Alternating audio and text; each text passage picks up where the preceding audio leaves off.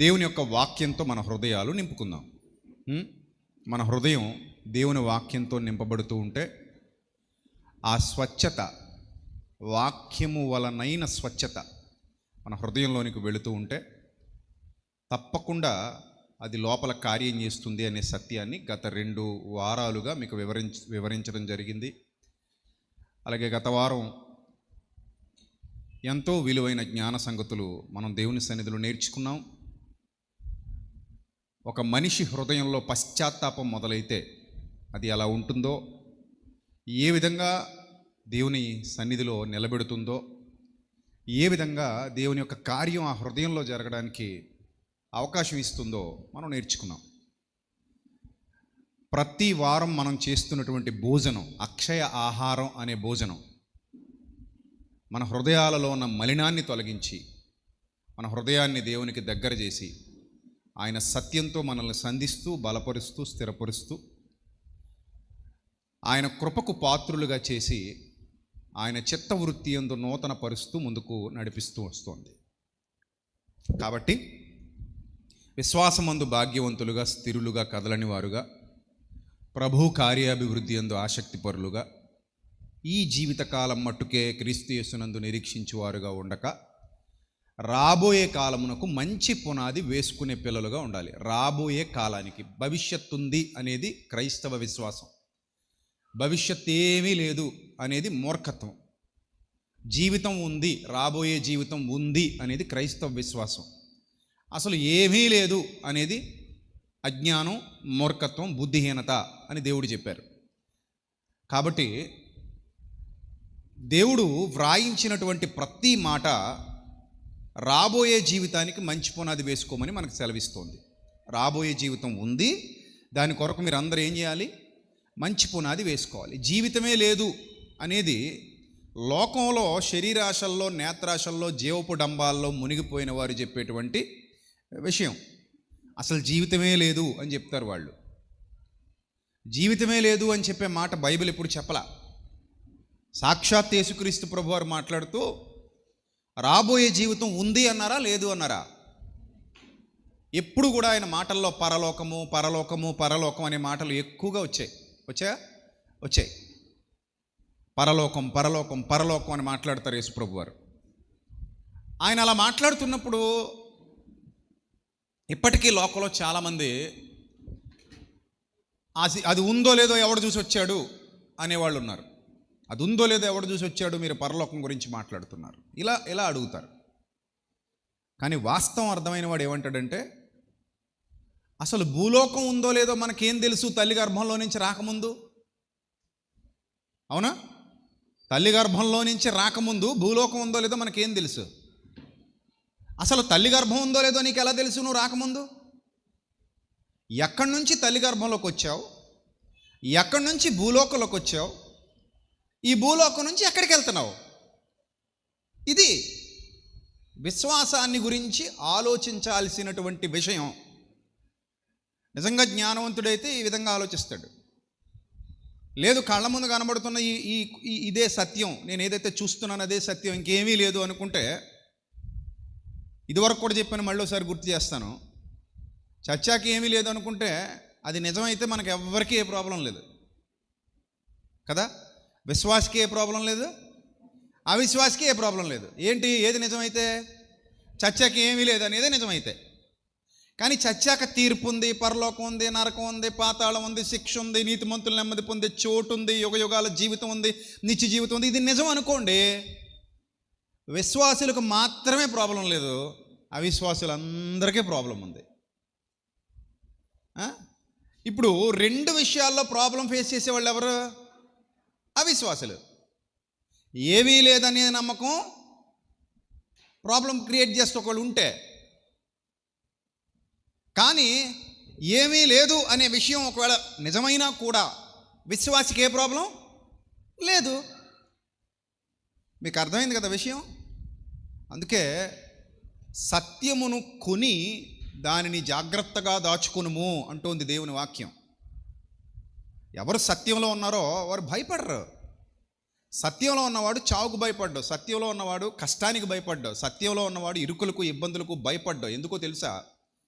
సత్యము అతనిని స్వతంత్రురాలిగా వారిని చేస్తుంది.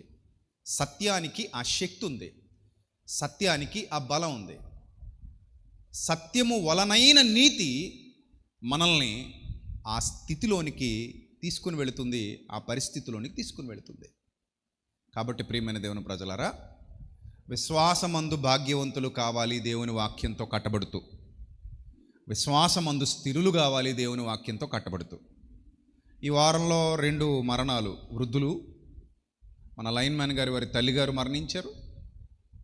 ఈరోజు ఉదయం మన మనీ వాళ్ళ అమ్మమ్మ గారు మరణించారు.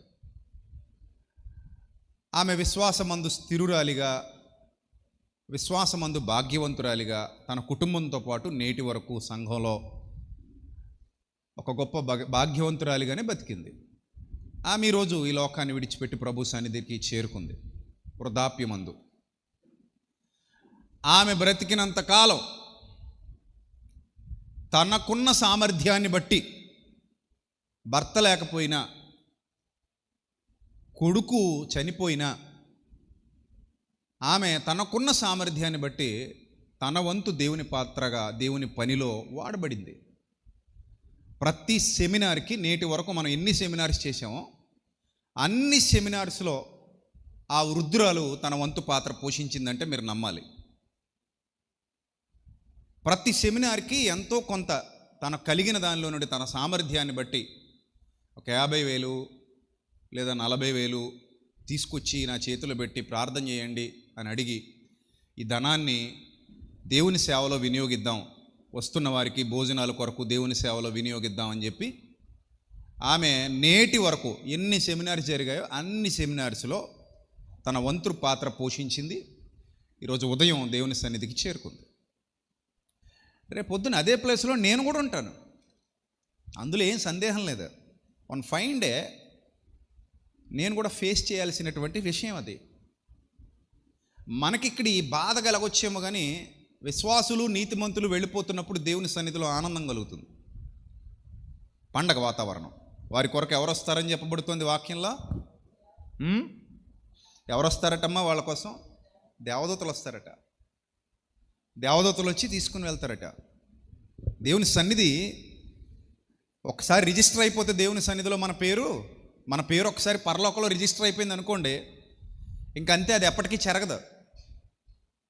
ఎప్పుడైతే నువ్వు రిజిస్టర్ అయ్యావో దేవుని సన్నిధిలో, నీ పేరు రిజిస్ట్రేషన్ చేయబడిందో, ఎన్నటన్నిటికీ మరోబడని నామంగా నీ నామం ఉండిపోద్ది అక్కడ. ఎన్నటన్నిటికీ మరోబడని పేరుగా నీ పేరు ఉండిపోద్ది. ఈ లోకంలో ఏది శాశ్వతం కాదు. మన ఊరు, మన వాడ, మన బంధువులు, మన స్నేహితులు, మన చుట్టుపక్కల వాళ్ళు ఎవ్వరూ మనతో ఉండరు. అందరూ ఏదో ఒక రోజు మనల్ని మర్చిపోతారు. గుర్తు పెట్టుకునేంత ఖాళీ కూడా ఎవరికి ఉండదు. మనం ఈ లోకంలో ఉన్నంతసేపే కొద్దిగా గుర్తుపెట్టుకుంటారు.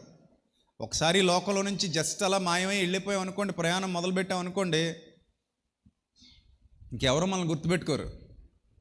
మెల్లిమెల్లిగా అందరూ మనల్ని మర్చిపోతారు.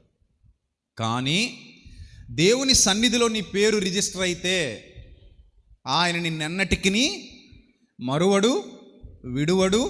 నువ్వెప్పటికీ సజీవుల లెక్కలో, సజీవుల చెంత యుగ యుగాలు దేవుని లోకంలో ఆనందిస్తూ ఉంటావు. ఇది బైబిల్ చెబుతున్నటువంటి సత్యం. జనం నమ్మొచ్చు, నమ్మకపోవచ్చు, తృణీకరించవచ్చు, అవతలకు బొండనొచ్చు, నాస్తికత్వంతో మాట్లాడవచ్చు, ఏదైనా చేయొచ్చు.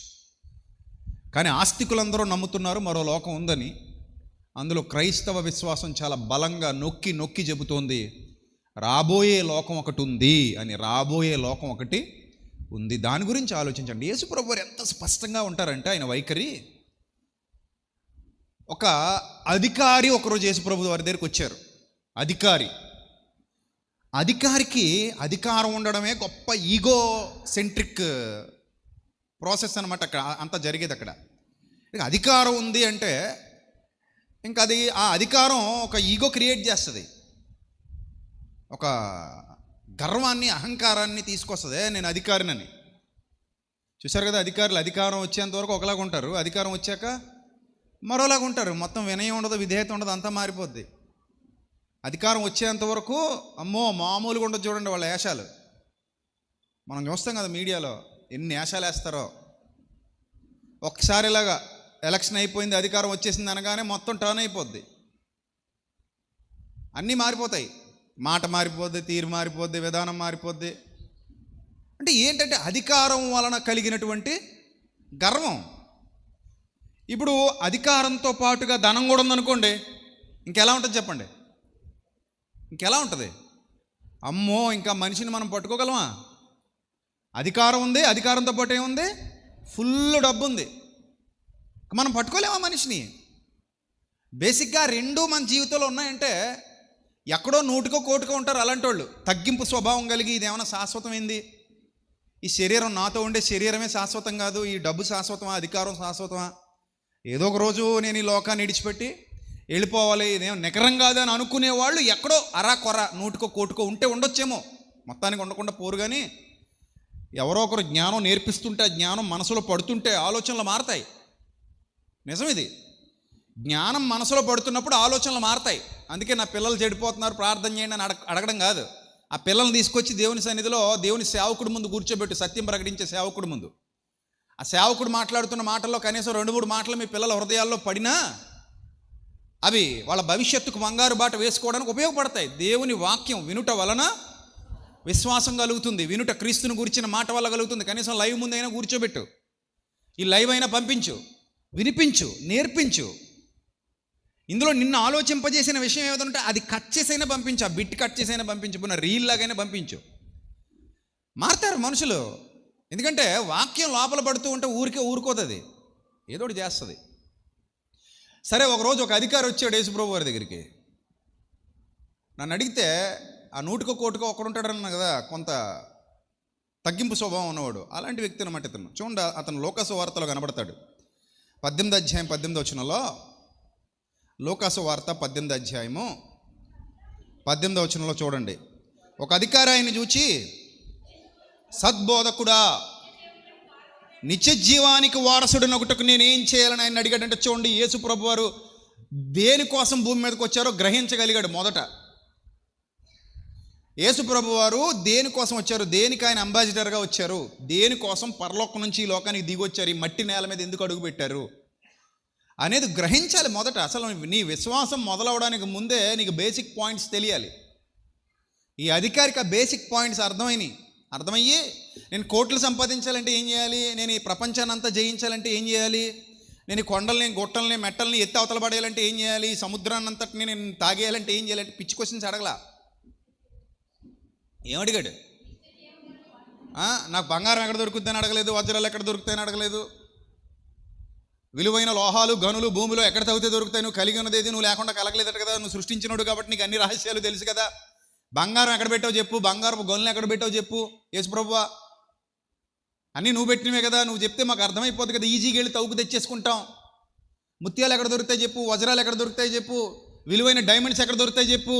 యేసుప్రభు నీవేం అడగలా, ఆయనకు తెలిసా తెలీదా? అడిగితే కనుక అడిగితే యేసుప్రభుకు తెలిసా తెలీదా? ఎందుకు తెలీదు? కలిగి ఉన్నది ఏదియో ఆయన లేకుండా కలగలేదు. కానీ యేసుప్రభు నీవేం అడగలా. ఏం అడిగాడు యేసుప్రభు దగ్గరికి వచ్చి? అయ్యా, నిత్య జీవం అనేది ఒకటి ఉందని నువ్వు దానికి బ్రాండ్ అంబాసిడర్ అని చెప్తున్నావు కదా, నేనే జీవము, నేనే మార్గము, నేనే సత్యము, you are the brand ambassador of eternal life. నీ బోధలు విని నేను అది గ్రహించాను. బోధ వింటే సరిపోద్దండి, బోధకుడు ఎలాంటి వాడో అర్థమైపోద్ది మీకు, నాకు తెలిసిపోద్ది. మరి మీకు వింటే బోధలు విన్నప్పుడు మీకు బోధకుడు ఎలాంటి వాడో మీకు అర్థమవుతుందో నాకు తెలియదు, కానీ నాకు అర్థమైపోద్ది. ఏ బోధకుడు బోధ విన్నా స్కాన్ చేసి పడేస్తాను, అలాగ నిమిషాల మీద స్కాన్ చేసేయగలను. దేవుడు నాకు శక్తి సామర్థ్యం ఇచ్చాడు. ఈ బోధ వాస్తవమా అవాస్తవమా, ఈ బోధ నిజమా అబద్ధమా, ఈ బోధలో క్లారిటీ ఉందా లేదా, ఈ బోధ సత్యమా అసత్యమా, ఈ బోధకుడు బైబిల్ ఎంతవరకు చదువుతున్నాడు, ఈ బోధకుడిలో ఏముంది, ఈ బోధకుడు నిజంగా పరిశుద్ధాత్మ నడిపింపు కలిగిన వాడేనా, రోషం పౌరుషం ఉన్నవాడేనా, ఇతను నిజంగా నేర్చుకున్నాడా, లేక ఏమీ లేదా, లోపలంతా డొల్లైనా. ఇవన్నీ ఒక దైవ సేవకుడిగా ఆత్మ సహవాసంలో ఉన్నవాడిగా నేను ఈజీగా కనిపెట్టగలుగుతాను. ఈజీగా ఎవరి సామర్థ్యం ఎంత, ఎవరు కాపీ కొడుతున్నారు, ఎవరు ఒరిజినల్గా మాట్లాడుతున్నారు, ఎవరికి లోతైన సత్యం అర్థమవుతుంది, ఎవరు ఇండివిజువల్గా మాట్లాడుతున్నారు, ఇవన్నీ తెలిసిపోతాయి. ఒక బోధకుడు ఒక వంటోడికి మరో వంటోడి గురించి తెలిసినట్టు ఒక బోధకుడు మరో బోధకుడు గురించి ఈజీగా కనిపెట్టగలడు. అలా కనిపెట్టగలిగే స్థాయిలో విశ్వాసులు కూడా ఉండాలి. నేను అదే చెప్తాను. విశ్వాసులు కూడా ఏ బోధకు పడితే ఆ బోధకు పరుగులు తీయకూడదు. ఈ బోధలో వాస్తవం ఉందా లేదా, ఈ బోధలో సత్యం ఉందా లేదా, ఈ బోధలో జీవం ఉందా లేదా, జ్ఞానం ఉందా లేదా పసిగట్టాలి. ఇప్పుడు యేసుప్రభు వారి బోధ విన్నాక అతనికి ఆ బోధకుడు ఏంటో అర్థమయ్యాడు. అందుకే ఎవరు ఏం బోధిస్తారో వాళ్ళ దగ్గరికి అలాంటి వాళ్ళే వెళ్తారు. మీకు అర్థమైందా? మీకు ఏది అవసరమో అక్కడికే కదా వెళ్తారు. ఇప్పుడు నా బోధలో మీకు లోకం కనబడింది అనుకోండి, లోకం కావాలనుకున్న వాళ్ళందరూ నా దగ్గరికి వస్తారు. పలానా చోటకి వెళ్తే అప్పులు తీరుతున్నాయట అంటే ఇప్పుడు నేను ఏం బోధించాలి? అప్పుల బాధలా అయితే ప్రభు దగ్గర రెండు అనాలి. ఇంకా వాక్యం చెప్పకర్లా. అప్పుల బాధలో ఉన్న వాళ్ళందరూ రెండంటే అప్పులోళ్ళు ఎక్కువైపోతారు. ఇక్కడ అప్పులోళ్ళు అంటే అప్పులు తీర్చుకోవాలనుకునే వాళ్ళ బ్యాచ్ పెరిగిపోద్ది. అయ్యా మాకు అప్పులు ఉన్నాయి ప్రార్థన చేయండి, మాకు అప్పులు ఉన్నాయి ప్రార్థన చేయండి, మాకు అప్పులు ఉన్నాయి ప్రార్థన చేయండి. యూట్యూబ్లో మీ ప్రసంగం అయినా ఇప్పుడు అప్పుల గురించే చెప్తారు. మీ దగ్గర వచ్చిన వాళ్ళు అందరూ సాక్ష్యాలు వింటున్నాం. అవి నిజం అబద్ధం కూడా ఆలోచించరు వీళ్ళు. ఆ మనిషి ఎవడో బొమ్మ కనబడింది, నోటితో మైకి తీసుకున్నాడు, ఓ మాట చెప్పేశాడు, నాకు అయ్యగారి దగ్గరికి వచ్చి ప్రార్థన చేయించుకున్నాక అప్పులు తీరిపోని అన్నాడు అంతే. అది నిజమా అబద్ధమా, లేకపోతే మీ అయ్యగారే సెట్ చేసి పెట్టుకున్నాడా, ఆ మాట అలా చెప్పించాడా, ఏమీ చూడరు. ఇంకా అదిగో యూట్యూబ్లో మేము వీడియో చూసాం, అక్కడికి వెళ్తేనంటే అప్పులు తీరిపోతున్నాయి అంట. మీకు ఏమైనా డబ్బులు ఇచ్చేస్తున్నాడా ఇంత అప్పులు తీరిపోవడానికి? పోయినా చెక్ రాసి ఇచ్చేస్తున్నాడా నువ్వు రాగానే? ఇప్పుడు నీ దగ్గర ఎక్కడున్నా దేవుడు ఒక్కడేగా. ఆ వ్యక్తి దగ్గరికి వెళ్తే అప్పు తీరుస్తాను దేవుడు అంటున్నాడంటే దేవుడికి ఎందుకంత పక్షపాతం? దేవుడు యూనివర్సల్ కదా. ఇప్పుడు బ్యాంకులు ఉన్నాయి, ప్రతి ఊరిలో ఉంటాయి. మీరు కాకినాడ బ్యాంక్కి వెళ్తేనే డబ్బులు ఇస్తాం, అమలాపురం వెళ్ళినా ఇవ్వం, యానం వెళ్ళినా ఇవ్వం, రాజమండ్రి వెళ్ళినా ఇవ్వం, విజయవాడ వెళ్ళినా ఇవ్వం, విశాఖపట్నం వెళ్ళినా ఇవ్వం. అక్కడ మా బ్యాంకులు ఉంటాయి కానీ ఆ బ్యాంకులు మాకు సంబంధం లేదు, మా పేరు మీదే ఉంటాయి. కానీ మీరు కాకినాడ వచ్చే డబ్బులు తీసుకోవాలన్నాడు అనుకో బ్యాంకోడు, అదేం బ్యాంకు? ఉత్తుత్తి బ్యాంకు, దిక్కుమాల బ్యాంకు, అదేం బ్యాంకు? ఇప్పుడు బ్యాంక్ ఎక్కడున్నా బ్యాంకే కదా, దానికి అన్ని అధికారాలు ఉంటాయి కదా. సంఘం ఎక్కడున్నా సంఘమే. అప్పుడు యేసుప్రభు ఇక్కడ తీర్చిన అప్పు అక్కడికి వెళ్తే ఎందుకు తీరుస్తాడు? ఇక్కడ తీర్చిన రోగం అక్కడికి వెళ్తే ఎందుకు తీరుస్తాడు? అప్పుడు నువ్వు ఆలోచించాల్సింది అక్కడికి వెళ్తే భౌతికమైన మేలులు జరుగుతాయా జరగవా అని కాదు. అక్కడ నా ప్రభువును ఆకర్షించి నా హృదయంలో పెట్టగలిగే సత్యం ఉందా లేదా అని ఆలోచించాలి. దేవుని నామానికి మహిమ కలుగును గాక. ఏం ఆలోచించాలి? ప్రభువును ఆకర్షించేది ఏమిటి? సత్యమే. సత్యం ఉన్న చోట ప్రభు ఉంటారండి, ఫిక్స్ అది. సత్యం లేని చోట ప్రభు ఉండడు, ఎందుకంటే ఆయనే సత్యం. ఆయనకి సత్యం ఉంటేనే ఆయన ఉంటాడు అక్కడ. సత్యం లేదనుకో ఆయన ఉండడు. నేనే మార్గము, నేనే సత్యము, నేనే జీవము. సత్యమును కొని దానిని దాచుకోమన్నాడు దేవుడు. సత్యం కోసం ప్రయాసపడన్నాడు, సత్యం కోసం పరుగులు తీయన్నాడు. శాపదేశపు రాణి భూమి అంతాల నుండి వచ్చింది, సొలొమోను జ్ఞానం వినడానికి వచ్చిందంట. ఏం కాదు, ఏమీ కాదు, సొలొమోను జ్ఞానం వినడానికి వచ్చిందంట. శాపదేశపు రాణి ఎక్కడి నుంచి? భూమి అంతాల నుండి వచ్చింది. సొలొమోను కంటే గొప్పోడు ఇక్కడ ఉన్నాడు అన్నాడు. సొలొమోను కంటే గొప్పోడు అంటే దాని అర్థం ఏమిటి? సొలొమోను చెప్పలేని జ్ఞాన సంగతులు కూడా యేసుప్రభు చెప్తారని. అంటే యేసుప్రభు దగ్గరికి ఎందుకు రావాలి? ఆయన నోట నుండి వచ్చే ముత్యాల లాంటి మాటలు వినడానికి రావాలి. అవి హృదయంలో పడితే ఆటోమేటిక్గా నీ లైఫ్ మారిపోద్ది. సత్యం వల్లే నువ్వు ఆశీర్వదింపబడతావు, సత్యం వల్లే నీ కుటుంబాలు దీవించబడతాయి. ఎందుకంటే మన కుటుంబంలోకి ఏ చీకటి రాకుండా కాపాడేది వెలుగైన వాక్యమైన దీపం. నీ వాక్యము నా పాదములకు దీపం, నా త్రోవకు వెలుగు. అది లేనప్పుడు ఎన్నుంటే ఏం ఉపయోగం? అందుకే బోధ విన్నప్పుడు బోధకుడు అర్థం అవ్వాలి. ఆ బోధకుడి దగ్గరికి ఆ బోధను బట్టే వెళ్ళాలి. ఆ బోధలో సత్యం ఉంటే కొంతమంది వెంబడిస్తారు, ఆ బోధలో లోకం ఉంటే మరికొంతమంది వెంబడిస్తారు. అందుకే ఎక్కువ మంది వెంబడించాలంటే లోక సంబంధమైన ప్రసంగాలు చేయాలని అర్థమైంది. కాబట్టి సాతానికి ఈరోజు మనుషులందరినీ ఆ మాయలోనే ముంచి క్రైస్తవ్యాన్ని పాడు చేసే ప్రయత్నం చేస్తున్నాడు అపవాది. అందుకే చూడండి, శరీర సంబంధమైన ఆకర్షణలతోనే పిలుస్తాడు. మా దగ్గర 2 రోగాలు తగ్గిపోతాయి, మా నూనె రాపించుకోండి రోగాలు తగ్గిపోతాయి, మా కర్చీఫ్ కొనుక్కోండి మీ కుటుంబాలు బాగుపడతాయి, ఈ బొమ్మ పట్టుకెళ్ళి ఇంట్లో పెట్టుకోండి దేవుడి ఆశీర్వాదం వస్తుంది, ఈ బొమ్మ కొనుక్కొని ఇంట్లో పెట్టుకోండి దేవుడి ఆశీర్వాదం వస్తుంది, మా దగ్గర బిర్యానీ తినండి షాలోమ్ బిర్యానీ, మీకు రోగాలు రావేమో, మరి మీకు ఆశీర్వాదం అంతా ఇంకా కడుపులో ఇంకెప్పటికీ తినక్కర్లేదేమో ఆ బిర్యానీ తింటే. ఓర్ నాయన, ఏమిటి ఇవన్నీ? అంటే అవి కావాల్సిన వారు వాటిని వెంబడిస్తారు. ఇంకా అందులో ఎలాంటి సందేహం లేదు. మాకు అవే కావాలనుకున్నవాడు వాటి వెంట పరుగులు తీస్తాడు. ఎవరు చెప్పారు రోగం తగ్గదని, మీకు అప్పుల బాధలా, కుటుంబ సమస్యలా, తీరని రోగాలా అయితే వచ్చేయండి. ఏం చేస్తావు వచ్చేస్తే? ఏం చేస్తావు వచ్చేస్తే? యేసు ప్రభువుకు ప్రార్థన చేస్తావు, ఎక్కడ లేదు ప్రార్థన? అది అన్ని చోట్ల ఉంది. నువ్వు స్పెషల్గా చేసేది ఏముంది? నువ్వు ఏమైనా దేవుని వాక్యపు యొక్క లోతుల్లోనికి నడిపించి నా అంతరంగాన్ని కట్టి ప్రభువున్న అంతరంగంలో కూర్చోబెట్టుకోగలిగే శక్తిని, జ్ఞానాన్ని నాకు నేర్పించు. అప్పుడు నువ్వు నిజమైన బోధకుడివి. అవి ఏం చేయకుండా ఈ పబ్లిసిటీ ఏంది? ఒక ఆయన అంటాడు బ్యాండ్ కొనుక్కోండి అంటాడు. బ్యాండ్ కొనుక్కుంటేనట్ట సువార్త చెప్పకపోయినా సువార్త చెప్పేసినట్టనట్ట బ్యాండ్ చూసేస్తే. ఓరు నాయన, అప్పుడు నువ్వెందుకు మరి సువార్త చెప్తావు, మాకు స్పాన్సర్ చేయండి, ప్రోగ్రామ్ స్పాన్సర్ చేయండి అడగడం ఎందుకు? బ్యాండ్ వేసుకుని రోజు ఇలా స్టైల్ కొట్టచ్చు కదా. బ్యాండ్ వేసుకుని బ్యాండ్ సరిపోద్ది కదా. ఇదో బ్యాండ్ సువార్త, అది కూడా నమ్మి బ్యాండ్లు కొనుక్కునే వాళ్ళు ఉన్నారు. నిజం. ఎవరైనా అడుగుతారట, ఈ బ్యాండ్ ఏంటి బ్రదర్ అని అడుగుతారట. బ్యాండ్ వేసి తిరుగుతుంటే ఎరుపు, నలుపు, ఇంకోటి ఏదో ఉందంట రంగు. ఈ బ్యాండ్ ఏంటి బ్రదర్ అని అడిగితే అప్పుడట, ఓ నువ్వు బ్యాండ్ గురించి కదా అడిగావు, ఇప్పుడు నేను బ్యాండ్ వేస్తాను అనాలట. నీ బ్యాండ్ తగలయ్యా, సిగ్గుండక్కర్లా? అది నమ్మడానికి విశ్వాసం అనేవాడికి బుద్ధుండక్కర్లా? సత్యం ప్రకటించడానికి మైక్ ఇచ్చాడు దేవుడు, సత్యం ప్రకటించడానికి నోరిచ్చాడు, సత్యాన్ని నేర్చుకోవడానికి మెదడిచ్చాడు. దైవగ్రంథం కళ్ళ ముందు ఉంది, పరిశుద్ధాత్ముడు సహవాసంలో ఉన్నాం. చక్కగా నేర్చుకుని బోధించాలి. దేని గురించి బోధించాలి? ఎంతలో కనబడి అంతలో మాయమైపోయే ఆవిరి వంటి జీవితాలు మనవి. ఎప్పుడు పోతామో తెలీదు. జాగ్రత్తగా ఉండండి. అసలైన దాన్ని సంపాదించుకుని రెడీ అయిపోండి. ఉగ్రత రాబోతుంది, జాగ్రత్త పడండి. ఇది కదా మనం బోధించాల్సిన బోధ. ఈ బ్యాండ్లు, బిర్యానీలు ఏంది?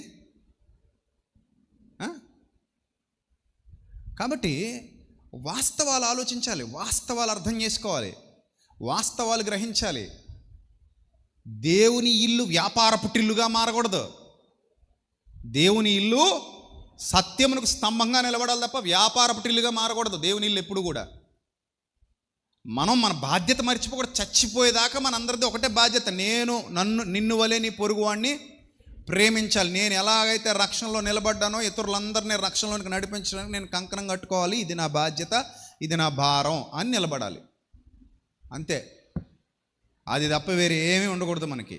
వేరే గురది నిజజీవం అనేదే గురి యొద్దకే పరిగెత్తుచున్నాను. 100 గురులు లేవు, ఒకటే గురి ఉంది, ఒకటే గురి. There is only one way. ఒకటే మార్గం, ఒకటే గురి. ఆ గురి యొద్దకే అందరూ పరిగెత్తాలి. గురి యొద్దకే పరిగెత్తుచున్నాను అన్నాడు పౌలు భక్తుడు. సరే చదువుదాం. ఇప్పుడు ఈ బోధకుడు బోధ విని వచ్చి అడిగాడు. ఏమడిగాడు నేరుగా? అయ్యా బోధకుడా, సద్బోధకుడా, మళ్ళీ మామూలు బోధకుడు కాదు. ఏ బోధకుడు? సద్బోధకుడా, నిత్య జీవమునకు వారసుడునగుటకు నేనేం చేయాలి? ఒక బోధకుడి దగ్గరికి వెళ్ళినప్పుడు నీ మనసంతా నిత్య జీవం వైపు తిరిగితే అది నిజమైన బోధ. ఓ బోధకుడి దగ్గరికి వెళ్ళినప్పుడు నీ మనసంతా లోకం వైపు తిరుగుతుంది కనుక దొంగ బోధ, దుర్బోధ. అందులో ఎలాంటి సందేహం లేదు. నువ్వు నమ్మకపో. చూసుకుందాం, రేపొద్దున తీర్పు దినాన అప్పుడు మాడుకుందాం. ఏం కంగారు పడక్కర్లా. అన్ని ఖాతాలు ఓపెన్ అవుతాయి. ప్రతి ఒక్కరికి న్యాయమైన తీర్పు ఉంటుంది. నా ధైర్యం అదే. ఎక్కడైనా ఇలా రొమ్మిరుచుకుని మాట్లాడతా ఇదే విషయాన్ని, సత్యాన్ని ఉన్నది ఉన్నట్టుగా, భయపడను. దానికి కారణం రేపొద్దున న్యాయమైన తీర్పులో నిలబడబోతున్నాను. నేను ఫుల్గా సిద్ధపడి ఉన్నాను, ప్రిపేర్ అయి ఉన్నాను. న్యాయమైన తీర్పులోకి వెళ్ళబోతున్నాను రేపొద్దున. నేను అక్కడ ఉంటుంది నాకు ఘనత, మహిమ. ఏమున్నా, చీత్కారమైన, ఏదైనా రాజపూజ్యమైన, అవమానమైన అన్నీ అక్కడే తేల్చుకుందాం. ఇక్కడ కాదు. ఇక్కడ మనుషులు ఒక్కోసారి ఒక్కోలా మారిపోతారు. మనిషి ఎస్ అంటే ఎంత, మనిషి నువ్వు అంటే ఎంత. దేవుడు అనాలి ఎస్ అని. కాబట్టి మోసపూరితమైన వక్ర బోధలు మంచివి కావు సంగమా, గుర్తుపెట్టుకోండి. సత్యం ఎప్పటికీ సత్యమే. నువ్వు ఎక్కడికి వెళ్ళినా నీ మనసులో ఏం మెదలాలి? ఆ బోధ వింటున్నంతసేపు నిత్య జీవం గురించి ఆలోచనలు రావాలి, పరలోకం గురించిన ఆలోచనలు రావాలి, రాబోయే జీవితం ఉందని నీకు అర్థం కావాలి. మరో లోకానికి నేను వెళ్ళబోతున్నాను, అక్కడికి వెళ్ళే లోపు నాలో ఉన్న పాపం మొత్తం సమసిపోవాలన్న సత్యం తెలియాలి. క్రీస్తు యొక్క సంపూర్ణతకు సమానమైన సారూప్యంలోనికి నేను అడుగు పెట్టాలనే జ్ఞానం, వివేకం నీకు రావాలి. అవేవి రావట్లేదు అనుకో, కేవలం 60-70 సంవత్సరాల జీవితం చుట్టూనే తిప్పుతున్నారనుకో, ఆ బోధ వాస్తవం కాదు, ఆ బోధ సరైంది కాదు. అది నీకు మంచి ఆహారం కాదు. నీకు ఏం విటమిన్లు, మినరల్స్ లభించవు అందులో. అర్థమైందా? ఏదైనా ఫుడ్ తింటేనట, చిన్న విషయం చెప్తాను, ఏదైనా ఫుడ్ తింటున్నప్పుడట ఈ ఫుడ్ వల్ల నాకు ఏదైనా నా శరీరానికి మేలు జరుగుతుందా అని చూసుకుని తినాలట. ఏం తినాలట? ఫుడ్ తింటున్నప్పుడు ఈ ఫుడ్ వల్ల నా శరీరానికి ఏదైనా మేలు జరుగుతుందా, ఈ ఫుడ్లో నుంచి నాకేమైనా ప్రోటీన్ వస్తుందా, మినరల్స్ వస్తాయా, విటమిన్స్ వస్తాయా, ఫ్యాట్ వస్తుందా, ఫైబర్ వస్తుందా, కార్బ్స్ ఎంత ఉంటాయి, నా బాడీకి కావాల్సిన అన్నీ ఇందులో ఉంటాయా ఉండవా, ఇవన్నీ చూసుకొని ఆ ఫుడ్ నోట్లోకి పంపించాలి. ఎంతమంది అలా చేస్తున్నారు? చేయి చూపించండి. మీలో నేను ఏ తిన్నా అన్నీ చూసుకుని తింటానండి అన్న వాళ్ళు ఎంతమంది ఉన్నారు? చేయి చూపించండి ప్లీజ్. 1 2 ఇంకా 3 4 అంతేనా? మిగిలిన వాళ్ళు ఏది పడితే అది తోసే బ్యాచ్ కదా. దొరికినట్టు తోసేసే బ్యాచ్ ఇక్కడ.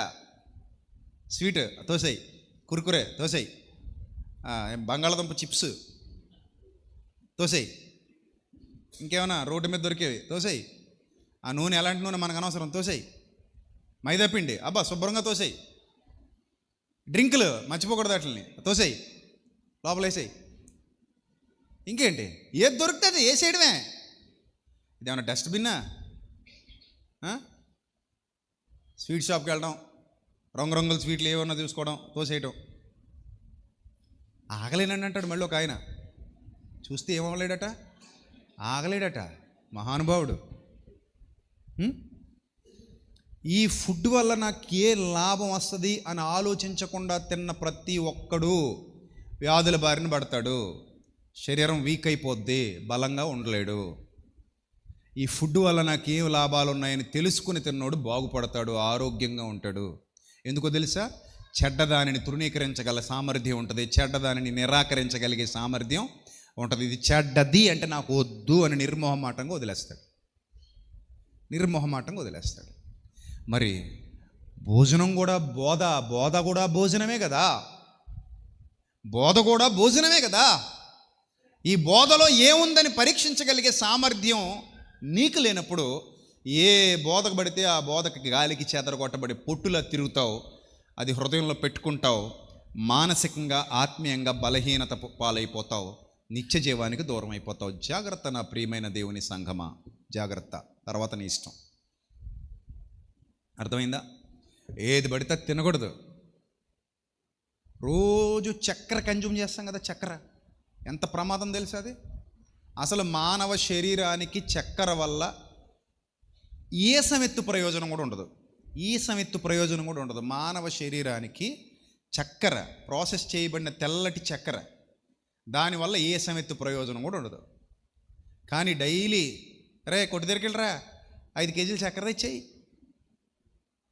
2 కేజీలు చక్కెర తెచ్చేయి. ఏం చేద్దాం? దీంతో ఏదైనా చేయొచ్చు. లోపలికి ఎంత తీసుకుంటామో దాన్ని మనకు తెలియకుండానే. రోగాలన్నీ వచ్చిన తర్వాత, శరీరం మొత్తం కుళ్ళిపోయిన తర్వాత అప్పుడు వస్తాం, డాక్టర్ గారు. ఏం డాక్టర్ గారు? అయిపోయింది లోపల. ఇలా ఎన్నో ఉన్నాయి మనం లోపలేసేసేవి.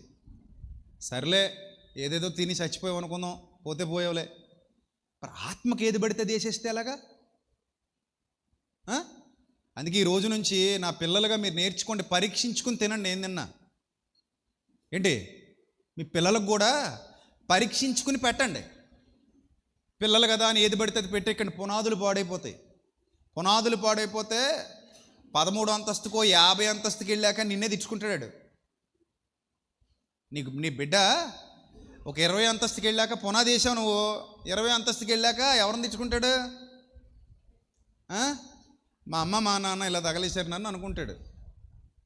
ఎవడొక నాకలేటోడు చెప్పేస్తాడు ఏదో రోజు, చిన్నప్పటి నుంచి మీ అమ్మ ఏం పెట్టిందిరా నీకు, మీ నాన్న ఏం పెట్టాడురా నీకు, మంచి పెట్టాడా చెడ్డవ పెట్టాడా అంటే ఏ చెడ్డవ పెట్టాడు అంటారు. అప్పుడు ఏం చేస్తారు? మిమ్మల్ని తెచ్చుకుంటారు. ఆడెవడో అమ్మను జైల్లో ఉండి చెవి కొరికేసాడంట, చిన్నప్పుడు చెప్పారు కదా. దొంగతనం చేసి తెత్తుంటే బాగా తెచ్చారు బొమ్మను లోపలెట్టేసేదట. అప్పుడు రోజు జైల్లో బాగా పెద్ద దొంగ అయిపోయాక జైల్లో ఉరిశిక్ష చేస్తే, నీ ఆఖరి కోరిక ఏంటంటే మా అమ్మతో చెవిలో మాట్లాడాలన్నాడట. అమ్మను పిలిపిస్తే చెవి కొరికేసాడట. అప్పుడు చెప్పాడు, దుర్మార్గురాలా, నువ్వు ఆ రోజే నాకు బుద్ధి చెప్పి ఉండుంటే, దొంగతనం తప్పురా అని చిన్నప్పుడు చెప్పి ఉండుంటే ఇంత పెద్ద దొంగన అవ్వకపోతే ఈరోజు ఇలా ఉరిశిక్ష పడకపోయేది కదా అన్నాడట. అలాగా మనం పిల్లలకి చిన్నప్పటి నుంచి పెట్టేది, వినిపించేది అన్నీ జాగ్రత్తగా చూసుకోవాలి. బోధ ముఖ్యం అబ్బా, గుర్తుపెట్టేసుకోండి అందరూ. ఏ బోధ పడితే ఆ బోధ గాలికి చెదరగొట్టబడి పొట్టులా పోకండి. పోయారా, ఆ బోధ మిమ్మల్ని నాశనం చేసేది. క్వాలిటీ ఫుడ్ తినండి. క్వాలిటీ లేకపోతే వద్దని చెప్పండి. అది ఎంత కాస్ట్లీ ఫుడ్ అయినా సరే, అది మన శరీరానికి కీడు చేసేది అయితే ఏమని చెప్పాలి? వద్దు అని చెప్పాలి. వద్దంతే, నాకు వద్దు, నేను తిన్నాను, నా నోట్లో పెట్టినది అని చెప్పాలి. మెల్లిమెల్లిగా ప్రయత్నం మొదలుపెట్టి ఆ స్థాయికి చేరుకోండి. ఇప్పటికిప్పుడు అవదలండి. మీ ఇళ్లలో ఆల్రెడీ డబ్బాల్లో నిండబెట్టుకుని ఉంటారు. అవన్నీ పారబోయడానికి మనసు రాదు. పారబోసేయగలరా? మైదాపిండి పారబోసేస్తారు ఇంటికి వెళ్ళినండి. అబ్బే, మైసూర్ బజ్జీ అంట, పోదు కానీ మైసూర్ పోదు కానీ, ఇంకా ఒకటే మైసూర్. ఇంకా ఏదో నెలకో 2 నెలలకో ఒకటి తిన్నామంటే ఒక అర్థం ఉంది. మేము పొద్దునే చూస్తుంటాం, అక్కడ పళ్ళులో పేర్చేస్తాడు, ఇన్ని ఉంటాయి, నిలబడిపోతారు వరుసగా. ఒక్కొక్కడొక ప్లేట్లు వేసుకోవడం, అనుకోవడం, లోపల తోసేయడం. ఓరు నాయన ఎట్ట తినేస్తున్నారేంద్ర బాబు మైదా పిండి అనిపిస్తుంది మాకు ఆ హోటల్ దగ్గర చూస్తుంటాను అలా వెళ్తున్నప్పుడు. అది మంచిది కాదు శరీరానికి, అసలు గట్టు దాన్ని యాక్సెప్ట్ చేయదు. అయినా వేస్తాం, లోపల అయినా వేస్తాం. పోస్టర్లు అంటించుకోవడానికి పనికొస్తుంది మైదా పిండి. దేనికి? పోస్టర్లు అంటించుకోవడానికి. నువ్వు పొట్టకంటించేస్తున్నావు పేగులకి కదా. కాబట్టి వద్దన్నవి, ప్రయోజనకరం కావు అని తెలిసినవి నిరాకరించడం నేర్చుకోండి. ఆరోగ్యంగా ఉంటారు. ఆహారము కాని దాని కొరకు మీరేలా రోకలు ఇచ్చేదారు. ఈ వచనాన్ని కేవలం మందుకి, బ్రాందీకి, విస్కీకి ఆపాదిస్తారు మన వాళ్ళు. ఏం మైదా పిండికి ఆపాదించవచ్చు కదా, అది కూడా అలాంటిదే కదా. చక్కెరకి ఆపాదించవచ్చు కదా, టేస్ట్ సాల్ట్కి ఆపాదించవచ్చు కదా. ఇవన్నిటికీ ఆపాదించరు. బయట దొరికే ప్రాసెస్ ఫుడ్స్, ప్యాకెట్ ఫుడ్స్, డ్రింకులు, చెత్త చెదారం, వీటికి ఆపాదించరు. స్వీట్లు అవన్నీ ఆహారము కానివా కావా? వాటి కొరకు రోకలు ఇవ్వట్లేదా మీరు మరి? కాబట్టి భోజనం, బోధ. భోజనం గురించి మీకు బాగా అర్థమైతే ఆ బోధ గురించి కూడా బాగా అర్థం చేసుకోండి. ఏది లోపలికి వెళ్ళాలి, ఏది లోపలికి వెళ్ళకూడదు, ఇక్కడ ఆపాలి. బెత్తడి ఉంటుంది నాలుక, దాని టేస్ట్ కోసం మొత్తం దీని అంతటిని పాడు చేస్తుంటాం. చిన్న టేస్ట్ దీనికి ఉంటుంది, ఒక 5 నిమిషాల్లో నవ్వులేసి మింగేసామా అనుకుంటాం అంతే. లోపలికి వెళ్ళిన తర్వాత ఇక్కడ నుంచి ఇంక మొత్తం నాశనమే. ఇక్కడికి వెళ్ళి 3-4 గంటలు ఉంటుంది లోపల. దాని తాలూకా ప్రభావం నెలల తరబడి ఉంటుంది. నెలల తరబడి ఎంత దెబ్బ కొట్టేస్తుందో తెలియదు. అలా దెబ్బ కొట్టే వాటిని ఏం చేయాలి? మెల్లిమెల్లిగా తృణీకరించాలి. సరే, ఇప్పుడు బోధ దగ్గరికి వెళ్ళిపోదాం. భోజనం బాగా అర్థమైంది కదా. భోజనంతో పాటు బోధన కూడా అర్థం చేసుకోండి. ఇప్పుడు బోధ దగ్గరికి వెళ్తే అడుగుతున్నాడు, అయ్యా నిత్య జీవానికి పోవడానికి నేను ఏం చేయాలని అడిగాడు మంచోడు. నన్ను అడిగితే ఐ లవ్ హిమ్ అలాట్. ఎందుకంటే ఆ ఆలోచనే చాలా మందికి రాదు. నిత్య జీవానికి పోవడానికి నేను ఏం చేయాలి? బాబుని కంట్రోల్లో పెట్టుకోండి. ఎవరు బాబు? బాబు పాప తీసుకోండి త్వరగా, తల్లిదండ్రులు వచ్చి అలా వదిలేయకండి పిల్లల్ని, రైట్? అప్పుడు ఏమడుగుతున్నాడు? అందుకు యేసు, నేను సత్పురుషుడినని ఎలా చెప్పుచున్నావు అంటే నీ ఉద్దేశంలో నేను నీకు ఎలా అర్థమైన క్వశ్చన్ అనమాట అది. దేవుడు ఒక్కడే తప్ప మరెవడు సత్పురుషుడు కాడు. నన్ను ఏ ఉద్దేశంలో అర్థం చేసుకుని సత్పురుషుడు అన్నావు? అది యేసుప్రభు క్వశ్చన్. నువ్వు నన్ను దైవత్వం గలవాడిగా, దేవుడిగా నమ్మావా, నమ్మలేదా? నన్ను సత్పురుషుడని ఎలా చెప్పావు నువ్వు? అది యేసుప్రభు క్వశ్చన్. అప్పుడు ఆయన అన్నాడు చూడండి, వ్యభిచరించొద్దు, నరహత్య చేయొద్దు, దొంగిలవద్దు, అబద్ధ సాక్ష్యం పలకొద్దు, నీ తల్లిదండ్రులను సన్మానింపు అను ధర్మశాస్త్రంలో ఉన్న ఆజ్ఞలన్నిటినీ నీ వెరుగుదు కదా. అప్పటికి ఇంకా కొత్త నిబంధన రాలేదు, గుర్తుపెట్టుకున్నారా? అప్పటికి ఇంకా ఏం రాలేదు, క్రొత్త నిబంధన రాలేదు. ఇది ఎప్పుడు చెప్తుంది యేసుప్రభు వారు? ధర్మశాస్త్ర కాలంలో. అప్పటికి ధర్మశాస్త్రమే ఉంది కాబట్టి, ఆ అధికారికి ధర్మశాస్త్రమే తెలుసు కాబట్టి ఇంకా సర్వసత్యం, పరిపూర్ణమైన జ్ఞానం ఇంకా ఉంది. యేసుప్రభు వారు తర్వాత చెప్పారు, నూతన నిబంధనలు అపోస్తలులు చెప్పారు. ఇంకా అవన్నీ లేవు కాబట్టి ప్రస్తుతానికి ఈ ఆజ్ఞలన్నీ నువ్వు పాటిస్తున్నావా అని అడిగారు. ఈ ఆజ్ఞలు కొత్త నిబంధనలు కూడా ఉంటాయి సుమా, గుర్తుపెట్టుకోండి. ఇవి ధర్మశాస్త్రంలోనూ ఉన్న ఈ ఆజ్ఞలు, ఈ మోరల్లా న్యూ టెస్ట్మెంట్లో కూడా ఉంది, క్రొత్త నిబంధనలో కూడా ఉంది. చదవండి. అందుకు అతడు ఏమన్నాడు తెలుసా? బాల్యము నుండి వీటన్నిటినీ అనుసరించుచునే ఉన్నాను నేను. సూపర్ సూపర్ కదా. బాల్యము నుండి వీటన్నిటిని నేను ఏం చేస్తున్నాను? అనుసరిస్తున్నాను అన్నారు. అప్పుడు నెక్స్ట్, అప్పుడు యేసుప్రభు వారు అన్నారు, అన్నీ బాగున్నాయి బాబయ్య, నీకు ఒకటే కొదువుగా ఉందన్నారు. అన్నీ బాగున్నాయి, నీకు ఎన్ని కొదువుగా ఉన్నాయి? ఓన్లీ వన్ థింగ్, నీకు ఒక్కటే కొదువుగా ఉంది, నీకు ఒకటి కొదువుగా ఉన్నది అని అన్నారు. నీకు కలిగినవన్నీ అమ్మి బేదలకివ్వు అన్నారు. పరలోకమందు ధనాన్ని కూర్చుకో అన్నారు. ఏంటి, మొత్తం బోధంతా పరలోకం చుట్టూ తిరుగుతుంది కదా. బోధంతా పరలోకం చుట్టూ తిరుగుతున్నప్పుడు భూలోకం గురించి మాట్లాడట్లేదు కదా యేసుప్రభు. అది విశ్వసించి, అది ఇష్టపడి అబ్బాయి యేసుప్రభు దగ్గరికి అధికారి వచ్చాడు కదా. ఇప్పుడు యేసుప్రభు ఏమన్నారంటే, అన్నీ బాగున్నాయి బిడ్డ, నువ్వు నీతి సూత్రాలన్నీ బాగానే పాటిస్తున్నావు. వ్యభిచారం చేయట్లేదు, నరహత్య చేయట్లేదు, దొంగతనం చేయట్లేదు, అబద్ధ సాక్ష్యం పలకట్లేదు, తల్లిని తండ్రిని సన్మానిస్తున్నావు, నీతికి సంబంధించిన ఆజ్ఞలన్నీ బాగానే పాటిస్తున్నావు. కానీ ఇంకొక ఆజ్ఞ ఉంది. అదేమిటంటే, మేలైనది చేయనెరిగియు అలా చెయ్యని వానికి పాపం కలుగును అనే ఆజ్ఞ ఉంది. ఇప్పుడు నువ్వు ఈ నీతి సూత్రాలన్నీ బాగానే ఫాలో అవుతున్నావు, కానీ పరలోకంలో ధనం కూర్చుకోవాలి అనే ఒక సూత్రం కూడా ఉంది. ఆ సూత్రాన్ని నువ్వు ధనవంతుడు అయి ఉండి కూడా ఫాలో అవ్వట్లేదు. అది యేసుప్రభు వారి బోధ. ఇప్పుడు నువ్వు బేదోడివేం కాదు కదా. నువ్వు బేదోడివి అయితే వేరే లెక్క ఉంటుంది. నువ్వు బేదోడివి కాదు, నువ్వు ఎవరివి? ధనవంతుడివి. నీ దగ్గర చాలా ధనం ఉంది, నువ్వు దాచుకున్నావు దాన్ని. నీ ధనమంతా నీ ఇంట్లో ఉంది కాబట్టి నువ్వు ధనవంతుడు అయ్యావు. నీ ధనమంతా నీ అకౌంట్లో ఉంది కాబట్టి నువ్వు ధనవంతుడు అయ్యావు, ధనవంతురాలు అయ్యావు. నువ్వు దాచుకున్నావు దాన్ని.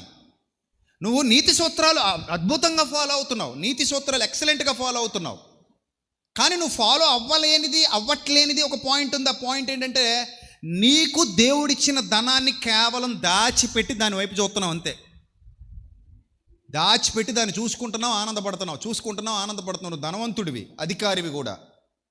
నువ్వు అధికారివి, అట్ ద సేమ్ టైం ధనవంతుడివి. నీ దగ్గర ధనం ఉంది, నీకు దేవుడే ఇచ్చాడు ఆ ధనాన్ని, కానీ నువ్వు దాన్ని దాచావు. యేసుప్రభు అన్నారు, నువ్వు దాన్ని అమ్మి బేదలకు ఇవ్వు, పరలోకమందు ధనాన్ని కూర్చుకో, నువ్వు వచ్చి నన్ను వెంబడించు. నువ్వు పరలోకంలో ధనం కూర్చుకోవాలంటే నన్ను వెంబడించు. You must follow Lord Jesus. యేసు ప్రభువును వెంబడించాలి, నువ్వు తప్పనిసరిగా వెంబడించాలి. యేసు ప్రభువుని నేనెందుకు వెంబడించాలి అంటావా? ఆయనే మార్గం కాబట్టి. నువ్వు ఆయన ఫాలో అయితేనే ఆయన ఉన్న చోటుకి వెళ్ళగలవు. కాబట్టి నీకు ఫాలో అవ్వడం ఇష్టం లేదనుకో యేసు ప్రభుని, ఆయన ఉన్న చోటుకి నువ్వు వెళ్ళలేవు. నువ్వు ఆయన ఉన్న చోటుకి వెళ్ళాలనుకుంటే you must follow Lord Jesus Christ. అందులో ఎలాంటి సందేహం లేదు. లేకపోతే ఇక్కడే ఉండిపోతావు. ఇక్కడే ఉండిపోవడం అంటే అర్థం ఏమిటి? విడిచిపెట్టబడతావు. విడిచిపెట్టబడ్డం అంటే పైకి పోవు, పాతాళానికి పోతావు. విడిచిపెట్టబడే గుంపులో ఉండకూడదని ప్రేమించారు. యేసు అతనిని ప్రేమించి అని వ్రాయబడింది అక్కడ.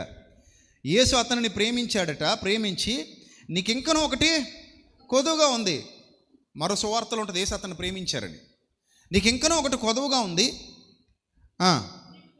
నీకు కలిగినవన్నీ అమ్మి బేదలకు ఇచ్చేయి, అప్పుడు పరలోకమందు నీకు ధనము కలుగును. నీ వచ్చి నన్ను వెంబడింపమని అతనితో చెప్పాను.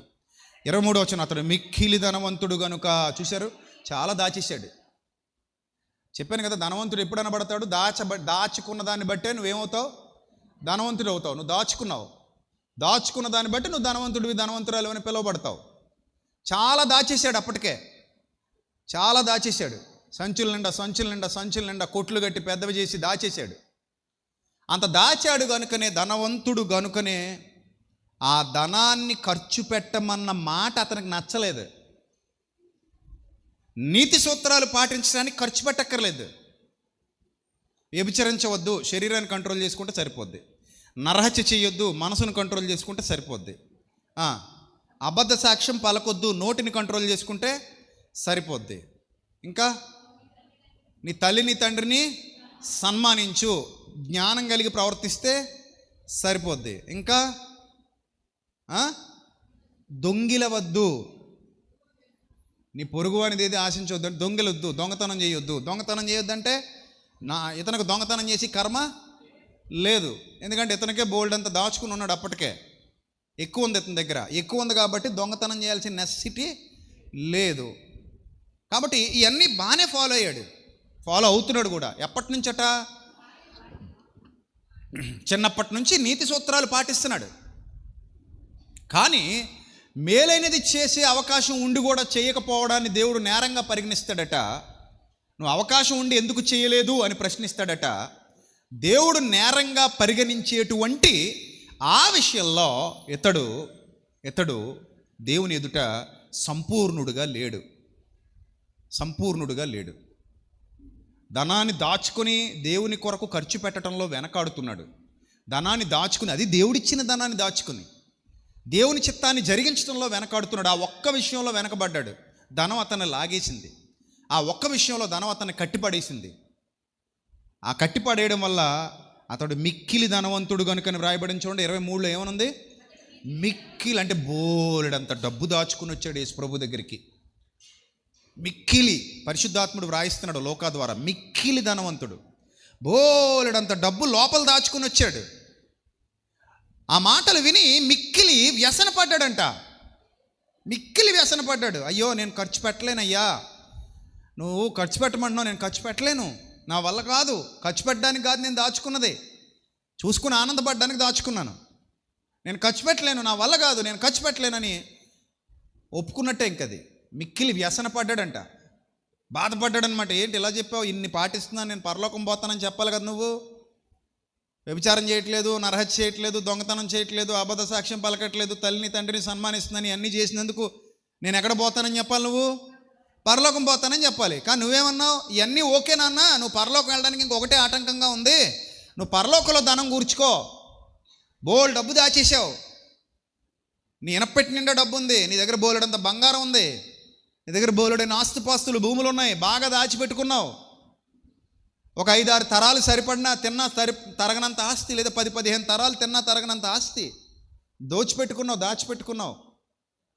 ఇక్కడ ఒక విషయం చెప్తాను వినండి. అతడు అన్యాయంగా సంపాదించాడని లేదు ఇక్కడ.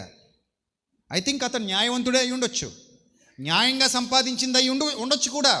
కానీ ఆ న్యాయంగా సంపాదించిన దానిలో నుండి కూడా నువ్వు పరలోకమంది ఏం కూర్చుకోవాలని ఆజ్ఞ చెబుతోంది? ధనం కూర్చుకోవాలి. అందరికీ ఆజ్ఞ ఉంది. ఇది మేలైనది చేయనెరిగియు అలాగు చేయని వానికి పాపం కలుగును. కేవలం నీతి సూత్రాలు ఒక్కటే సరిపోవు. త్యాగపూరితమైన మనసు ఉండాలి, ఇతరులకు మేలు చేసే మనసు ఉండాలి, నిన్ను వలె నీ పొరుగువాడిని ప్రేమించే మనసు ఉండాలి, ప్రభు పని జరిగించగలిగే మనసు ఉండాలి, సువార్త పరిచర్య చేయగలిగే మనసు ఉండాలి, నీ సంపాదనలో నుండి శ్రేష్టమైన భాగాన్ని ప్రభు కొరకు ఖర్చు చేయగలిగే మనసు ఉండాలి. అది దేవుడు పరీక్షలో భాగం. అది పరీక్షలో భాగం. నువ్వు సంపాదించిన దాన్ని సత్క్రియలకు వినియోగిస్తున్నావా లేదా అన్నది కూడా దేవుడు చూస్తాడు. అది కొత్త నిబంధనలో చాలా క్లారిటీగా చెప్పాడు. అది మీకు చూపిస్తాను.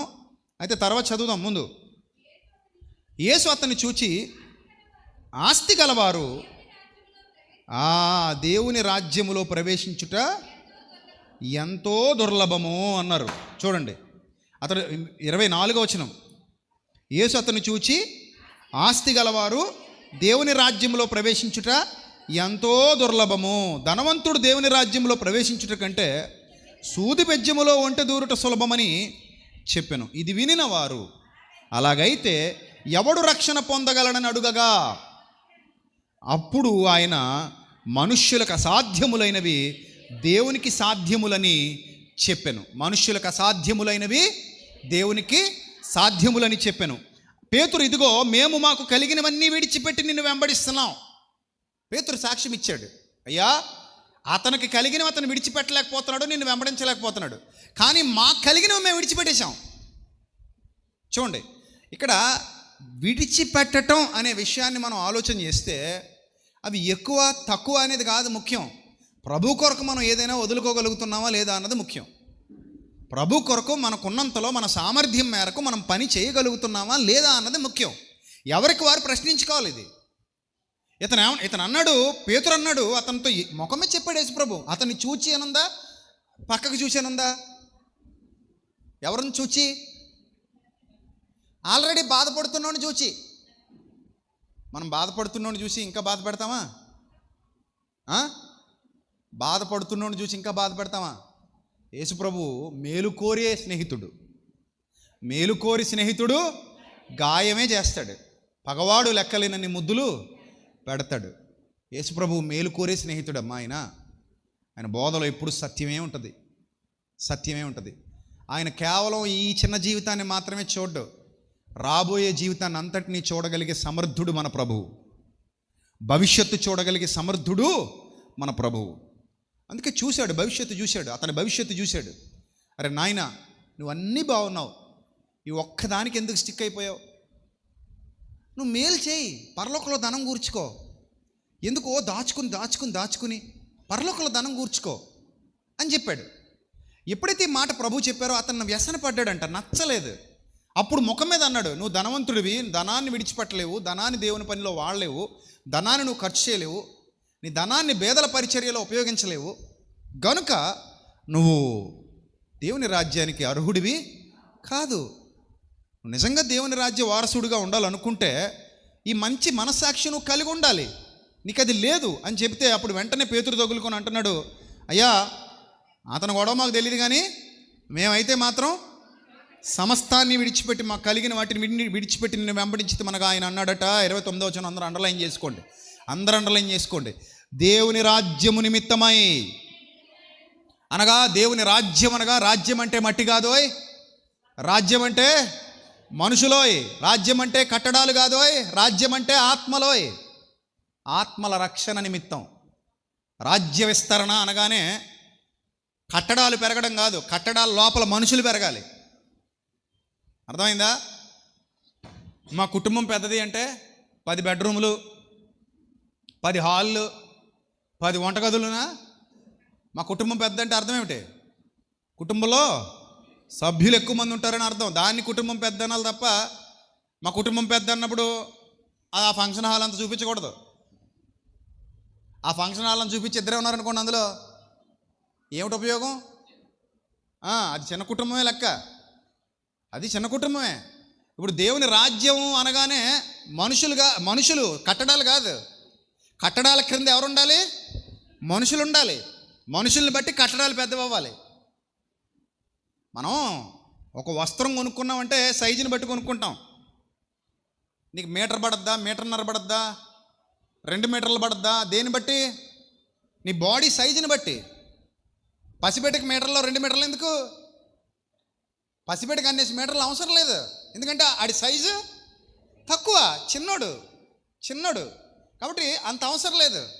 మనం బాగా పెద్దగా ఉన్నప్పుడు మన సైజుని బట్టి మనకు మీటర్లు పెరుగుతాయి. అలాగే సంఘము జనాలను బట్టి కట్టడం ఉండాలి, అందులో సత్య సంబంధులు ఉండాలి, దేవుని రాజ్యం కొరకు త్యాగపూరితంగా పైనున్న వాటిని వెదికేవారు కావాలి, పైన పరలోకమందు ధనం కూర్చుకునేవారు కావాలి. అలాంటి వారిదే దేవుని రాజ్యం. స్వార్థపరులు కాదు. స్వార్థపరులు దేవుని ఎదుట నిలబడరు, పనికిరారు వాళ్ళు. చూడండి, ఇక్కడ ఏం రాయబడుతుందంటే, ఆయన దేవుని రాజ్యము నిమిత్తమై ఇంటినైనను, రెండోది ఎవరినైనాను, భార్యనైనను,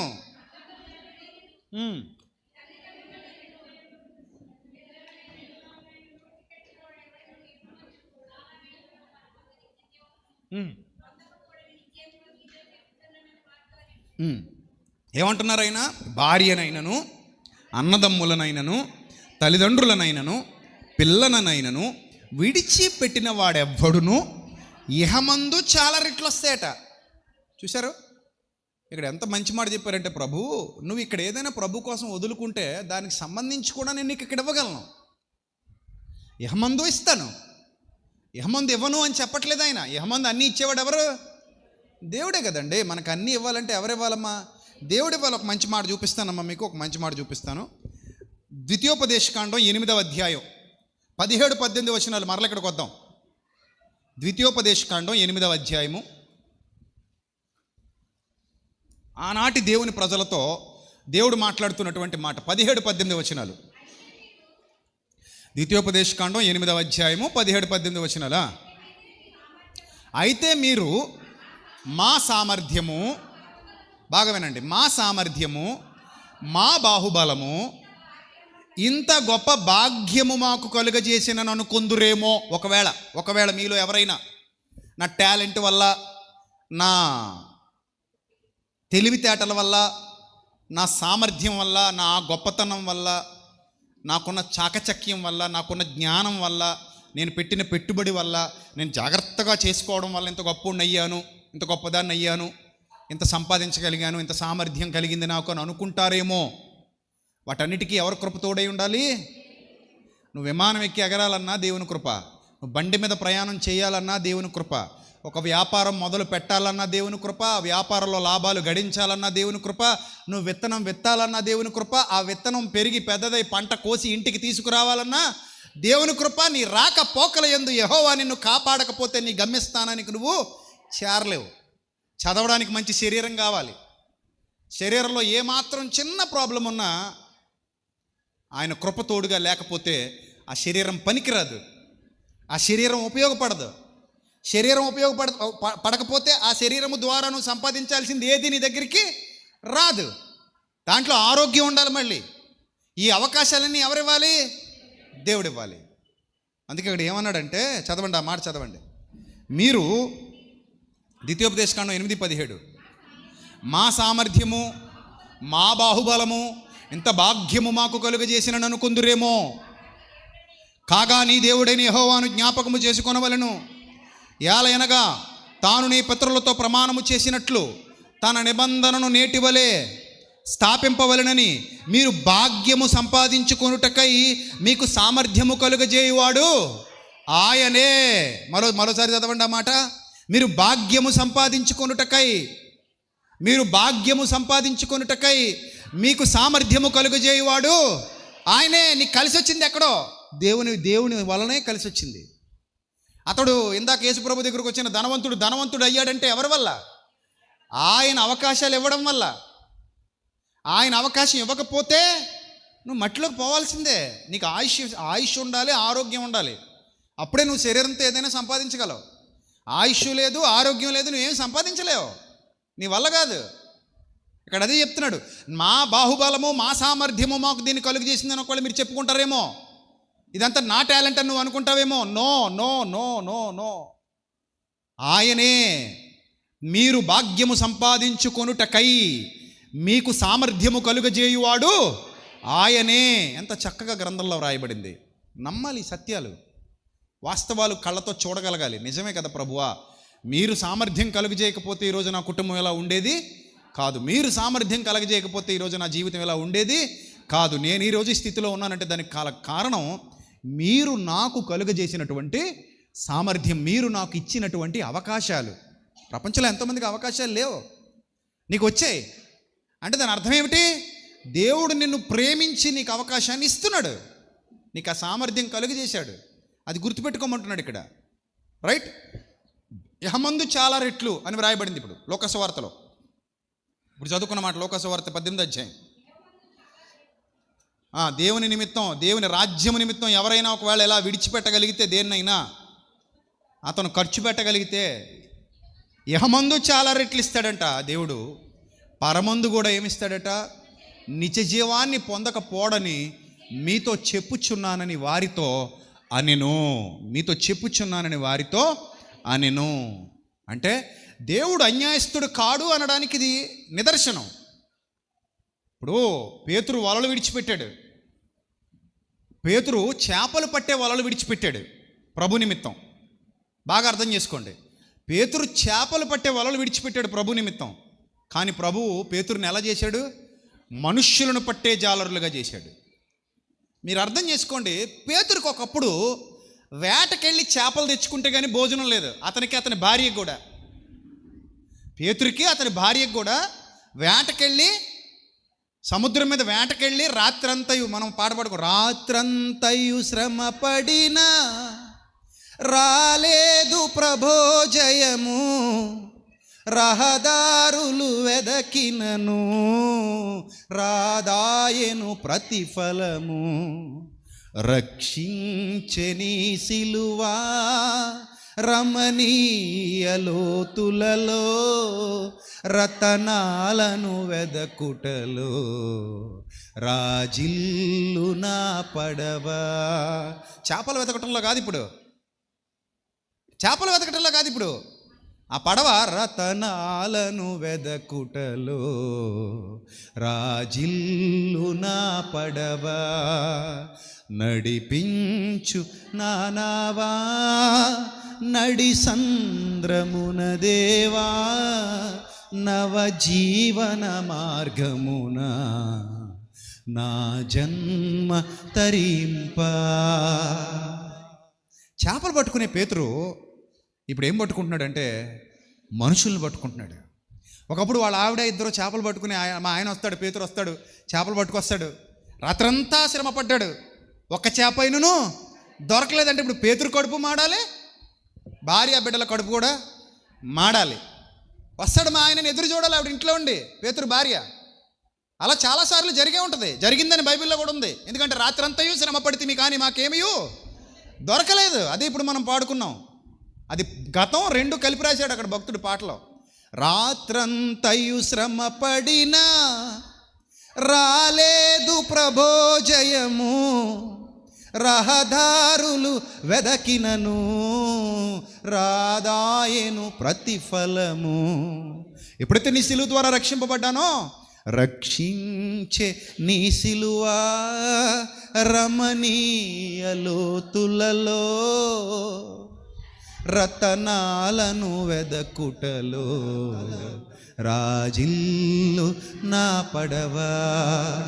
రతనాలను వెదకుటలో రాజిల్లు నా పడవ. నిజంగా అద్భుతం. ఒక భక్తుడు పాట రాస్తే ఎట్టనే ఉంటుంది. వాక్య భావాలు అవన్నీ వాక్యానుసారమైన భావాలే. అర్థం చేసుకుంటే అందులోనే గొప్ప గొప్ప ప్రసంగాలు ఉంటాయి. భక్తులు రాసిన పాటలన్నీ గొప్పవే, నిజమే. అప్పుడు నా పరిస్థితి వేరు, నేను రాత్రి అంతా శ్రమ పడినా నాకు ఒక చేప కూడా దొరికేది కాదు. కానీ ఇప్పుడు నీ సిలువ చేత రక్షింపబడిన తర్వాత రమణీయ లోతులలో రత్నాలు వెతుక్కుంటూ నా పడవ ప్రయాణం చేస్తుంది. దొరికినవన్నీ రత్నాలే. ఏ రత్నాలు ఇవి? లోతుల్లో దాగున్న దేవుని బిడ్డలు నశించిపోతున్న ఆత్మలు, రత్నాలు.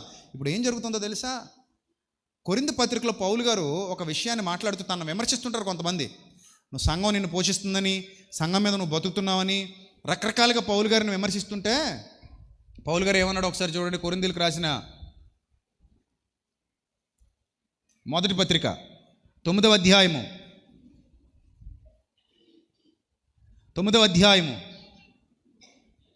3వ వచనం. కొరింథీలకు రాసిన మొదటి పత్రిక 9వ అధ్యాయం 3వ వచనం. నన్ను విమర్శించే వారికి నేను చెప్పు సమాధానం ఇదే. పౌలు భక్తుడు మాట్లాడుతున్నాడు. ఆయన చాలామంది విమర్శిస్తున్నారు. నువ్వు దేవుని సేవలో వాడబడుతున్నావు, దేవుడు నిన్ను పోషిస్తున్నాడు, లేకపోతే మేమే నిన్ను పోషిస్తున్నావు, మా వల్ల నువ్వు పోషింపబడుతున్నావు, సంఘం వల్ల పోషింపబడుతున్నావు నువ్వు. ఇలాగా నీకు ఫిలిప్పీ పత్రికలో కూడా రాశాడు కదా, మీరు పంపిన వస్తువులు అపప్రతిత్వ వలన పుచ్చుకొని నేను చాలా సంతోషంగా ఉన్నాను, అవి దేవునికి మనోహరములై ఉన్నవి అంటాడు ఫిలిప్పీ పత్రికలో.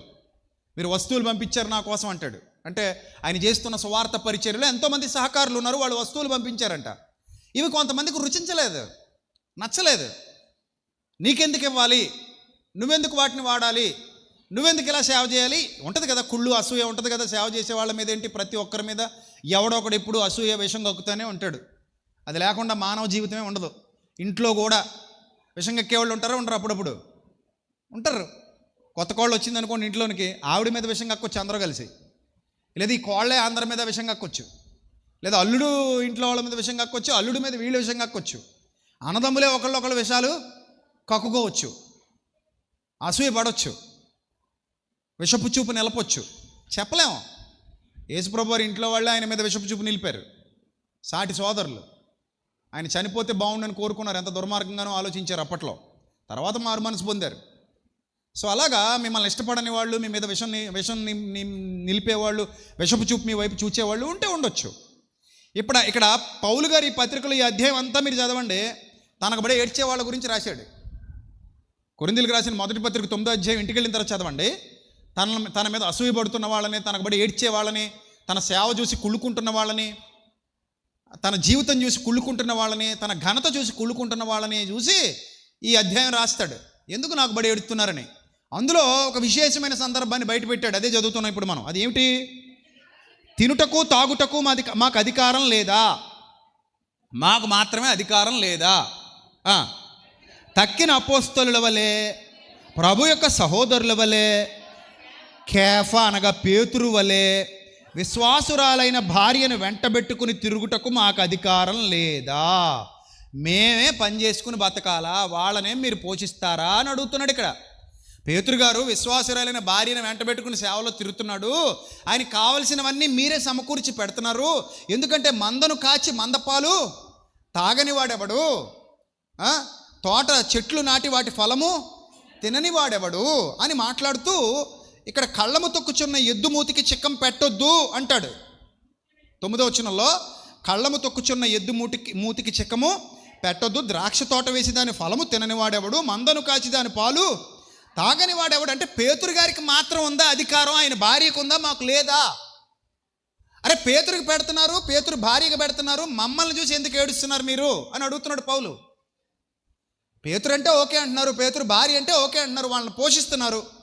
అరే నేను బర్నబా మాత్రమే మీకు వ్యతిరేకమా? నేను బర్నబా మాత్రమే మీకు నచ్చలేదా? అది కూడా చూడండి 6వ వచనంలో, మరియు పని చేయకుండుటకు, అంటే పేతురు పని చేయట్లేదు, ఆయన పోషింపబడుతున్నాడు. కేఫా అతని భార్యను వెంట పెట్టుకుని తిరుగుతున్నాడు. కానీ నేను బర్నబా మాత్రమే అధికారం లేని వారమా అని క్వశ్చన్ చేశాడు సంఘాన్ని, కొరింథీ సంఘాన్ని. అంటే దీని అర్థం ఏమిటి? ఒకప్పుడు చేపలు పడితే కానీ కుటుంబం పోషింపబడని పేతురు ఈరోజు ఏమవుతున్నాడు? సంఘము ద్వారా పోషింపబడుతున్నాడు. అంటే అయ్యా నేను సమస్తాన్ని విడిచిపెట్టానన్న మాట గుర్తొచ్చింది కదా మీకు ఇప్పుడు 18వ అధ్యాయంలో. లోకసువార్త 18వ అధ్యాయంలో పేతురు అన్న మాట ఏమిటి? అయ్యా మేము నీ నిమిత్తం సమస్తాన్ని విడిచిపెట్టాం, మా జీవనోపాధి కూడా వదిలేశాం, మా జీవనోపాధి వదిలేసినా కూడా మేము విడిచిపెట్టామన్న వాస్తవాన్ని మేము ఇక్కడ చెప్పుకుంటున్నాం అని అక్కడ చెప్పుకుంటే అప్పుడు ప్రభు అంటారు ఆ ధనవంతుడి సందర్భంలోనే, ఇహమందు చాలా రెట్లు, పరమందు నిత్య జీవం. ఇప్పుడు వలలు విడిచిపెట్టాడు, మనుషుల్ని పట్టడం మొదలుపెట్టాడు. అప్పుడు చేపలు పడితే తప్ప పోషింపబడలేదు. ఇప్పుడు ఆ సంఘస్థులే తను ఏం చేస్తున్నారు? పోషిస్తున్నారు. ఆ విషయాన్ని ఇక్కడ స్పష్టంగా కొరింథీ పత్రికలో పౌలు భక్తుడు రాశాడు. మందను కాచి దాని పాలు త్రాగని వాడేవాడు, ద్రాక్ష తోట వేసి దాని ఫలము తినని వాడేవాడు, నూర్చెడి ఎద్దు మూతికి ఏం పెట్టొద్దు అన్నాడు? చిక్కం పెట్టద్దు. అంటే పేతురు గారిని ప్రభు విడిచిపెట్టలేదు, ఆయన అన్న మాట ప్రకారంగా చేశారు. లోకసువార్త 18వ అధ్యాయంలో ఏదైతే వాగ్దానం చేశారో, ఇహమందు చాలా రెట్లు నా నిమిత్తము, సువార్త నిమిత్తము, దేవుని రాజ్యం నిమిత్తం ఇంటినైనను, అన్నదమ్ములనైనను, భార్యనైనను, అక్క చెల్లెలనైనను, పిల్లలనైనను, భూములనైనను విడిచిన వాడు ఇహమందు చాలా రెట్లును పరమందు నిత్య జీవమును పొందకపోడని మీతో నిశ్చయముగా చెప్పుచున్నాను అన్నారు కదా లోకసువార్త 18వ అధ్యాయం చివరి మాట. ఇప్పుడు మనం చదువుకున్న మాట లోకసువార్త 18వ అధ్యాయం వచనం ఎంతది? 30.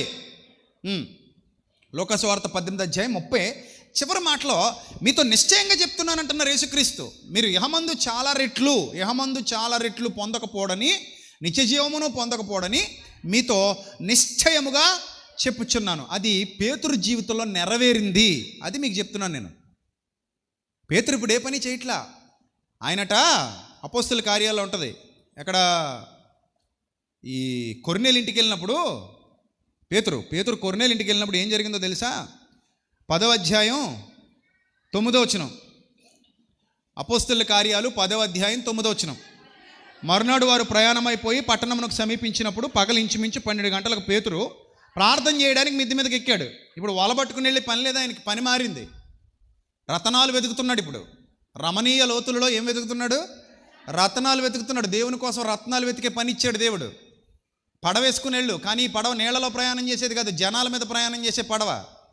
ఈ పడవలో నుంచి నువ్వు వేసే వల మామూలుగా చేపలు పట్టుకునే జాలర్లు వేసే వల కాదు, ఇది వాక్యం అనే వల. ఈ రమణీయ లోతులలో రతనాలను వెతుకుతూ రాజ్యల్లాల్సింది నీ పడవ. ఒకప్పుడు నీ పడవ వేరు, రాత్రి అంతా శ్రమ పడినా నీకు జయం రాలేదు ఆ పడవలో. కానీ ఈ పడవలో నీకు సుఖం, జయం అన్నీ వచ్చాయి, శాంతి, సమాధానం వచ్చాయి, నెమ్మది వచ్చింది. చూడండి ఏమంటున్నాడు అంటే అక్కడ ఆకలి కొని ప్రార్థన చేయడానికి మిద్ది మీదకి ఇక్కడ అతను మిక్కిలి ఆకలి కొని భోజనము చేయగోరెను. అన్నం కావాలనుకో ఆశపడ్డాడంట, నాకు అర్జెంటుగా భోజనం కావాలన్నాడు. ఇప్పుడు అయితే వెళ్ళి వాళ్ళ ఆవిడ వచ్చి చేపలు పట్టుకొచ్చేయండి మరి అంటదా అంద ఇంకా. ఎందుకంటే పేతురు తన భార్యను వెంట పెట్టుకుపోవడం వల్ల పేతురు వల్ల ఆయన భార్యకు కూడా ఏమొచ్చింది, ఘనత వచ్చింది. ఇప్పుడు ఆ కింద ఇంటివారు సిద్ధం చేయుచుండగా అనుంది. ఇంటివారు ఏం చేయుచుండగా, ఏం సిద్ధం చేస్తున్నారు? పేతురు గారికి భోజనం. ఎందుకు? ఈయన పని చేస్తున్నాడు. ఎవరి పని? దేవుని పని. వాళ్ళని రక్షణలోకి నడిపించి వాళ్ళ ఆత్మీయ జీవితాలు కడుతున్నాడు కనుక ఆయనకు భోజనం పెట్టాల్సిన బాధ్యత మాది. ఆయన పని చేస్తున్నాడు, ఆయన చేసే పని మేం చేయలేము అని గ్రహించిన వారు సేవకుడికి ఏం సిద్ధం చేస్తున్నారంట? భోజనం సిద్ధం చేస్తున్నారంటే ఒకప్పుడు చేపలు పట్టుకుంటేనే కానీ భోజనం దక్కదు. ఇప్పుడు ఆత్మల రక్షణలో సంపూర్ణమైన దేవుడు సమృద్ధికరమైన భోజనాన్ని దేవుడు పెట్టిస్తున్నాడు. చూడండి, ఆయన మాట అబద్ధం కాదు. ఆయన మాట అబద్ధం కాదు. ఆయన విడువడు, ఎడబాయుడు. అందుకే ఆ ధనవంతుడి విషయంలో ప్రభు చెప్తున్నారు, నాయన నువ్వు దేవునిని వెదకటంలో సంపూర్ణ నిశ్చయత కలిగి లేవు.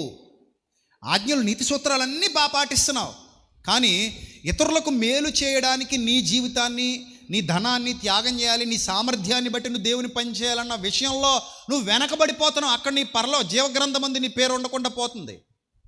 మరి జీవగ్రంథమందు నీ పేరు ఉండాలి అంటే నీకు సామర్థ్యం కలిగజేసిన వాడు దేవుడిని గుర్తించి ఆయన పని జరిగించడానికి ఎప్పుడు వెనకాడకూడదు. సామర్థ్యం గల ప్రతివాడు దేవుని పనిలో వాడబడాల్సిందే. ఇది రూల్. సంఘానికి అంతటికీ దేవుడిచ్చినటువంటి రూల్ ఇది.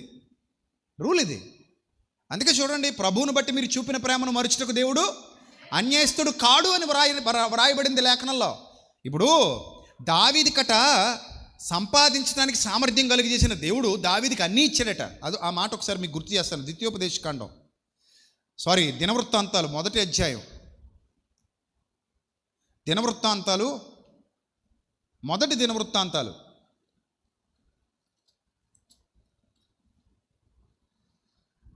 1వ దినవృత్తాంతాలు 22వ అధ్యాయం 2వ వచనం.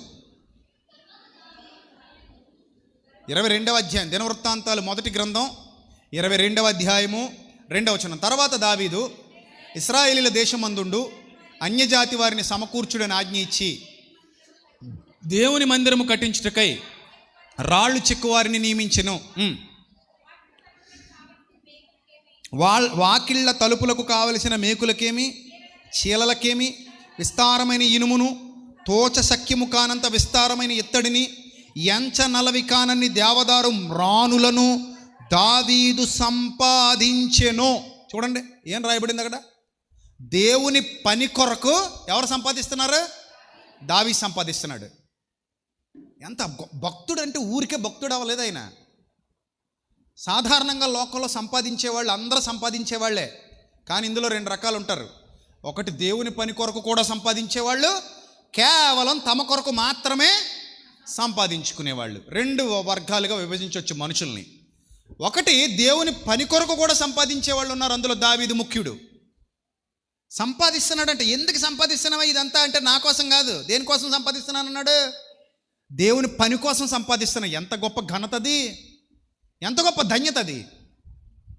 మన జీవితంలో, మన సంపాదనలో నా తండ్రి పని కొరకు కూడా నేను సంపాదిస్తున్నానని చెప్పుకోగలిగే ధన్యత ఉంటే ఎంత గొప్ప ధన్యత. మనం చెప్పుకుంటాం, నా భార్య కొరకు సంపాదిస్తున్నాను, నేను నా భర్త కొరకు సంపాదిస్తున్నాను, నా బిడ్డల కొరకు సంపాదిస్తున్నాను, నా కొరకు సంపాదిస్తున్నాను. ఆఫ్ కోర్స్ అంతా బాగానే ఉంది. దావీదు మాదిరిగా, దావీదు దేవుని ఇష్టానుసారుడు, దావీదు దేవుని చిత్తమంతయు ఎరిగినవాడు. నేను నా ప్రభు పని కొరకు కూడా సంపాదిస్తున్నాను అని చెప్పి సంపాదించగలిగే వాళ్ళు ఎవరైనా ఉన్నారా? That is most important. అది మన స్పిరిచువల్ లైఫ్లో ఉండాల్సినటువంటి ప్రాముఖ్యమైన ఘట్టం. ఇంకో మాట కూడా చూస్తాను చూడండి. ఇంకో మాట కూడా అదే అధ్యాయంలో ఉంటుంది. 11వ వచనం నుంచి చదవండి. 22వ అధ్యాయం 11వ వచనం. కొడుకు కూడా నేర్పిస్తున్నాడు తండ్రి. దావీదు నా చిత్తమంతయు ఎరిగినవాడని ఉంది కదా, అతడు నా ఇష్టానుసారుడైన మనుష్యుడు. దావీదు గురించి దేవుడు సాక్ష్యం ఇస్తే ఏమన్నాడు? అతడు నా ఇష్టానుసారుడైన మనుష్యుడు. చూడండి 22వ అధ్యాయం 11వ వచనం చూడండి ఏమంటున్నాడు. నా కుమారుడా, యెహోవా నీకు తోడుగా ఉండునుగాక, నీవు వర్ధిల్లి నీ దేవుడైన యెహోవా నిన్ను గూర్చి సెలవిచ్చిన ప్రకారముగా ఆయనకు మందిరము కట్టించుదువుగాక. ఆశీర్వదిస్తున్నాడు కొడుకుని. కొడుకుని ఆశీర్వదిస్తున్నాడు ఏమని? ఆయనకు నీవు మందిరము కట్టించుదువుగాక. నెక్స్ట్, నీ దేవుడైన యెహోవా ధర్మశాస్త్రమును నీవు అనుసరించినట్లుగా యెహోవా నీకు వివేకమును తెలివిని అనుగ్రహించి ఇశ్రాయేలీల మీద నీకు అధికారము దయచేయును గాక. ఆశీర్వాదాలు ఇవన్నీ. తండ్రి తన కుమారుణ్ణి ఏ రీతిగా ఆశీర్వదిస్తున్నాడో చూడండి. నెక్స్ట్, యెహోవా ఇశ్రాయేలును గూర్చి మోషేకిచ్చిన కట్టడల ప్రకారముగాను ఆయన తీర్చిన తీర్పుల ప్రకారముగాను జరుపుకొనుటకు నీవు జాగ్రత్త పడిన ఎడల నీవు వృద్ధి పొందుదువు. ధైర్యము తెచ్చుకొని బలముగా ఉండుము. భయపడొద్దు, దిగులు పడొద్దు, నీకు దేవుడు తోడుగా ఉన్నాడు. అది భయపడొద్దు, దిగులు పడొద్దు. నెక్స్ట్, ఇదిగో నేను నా కష్టస్థితిలోనే, ఏ స్థితిలోనే అది, ఇదిగో నేను నా కష్టస్థితిలోనే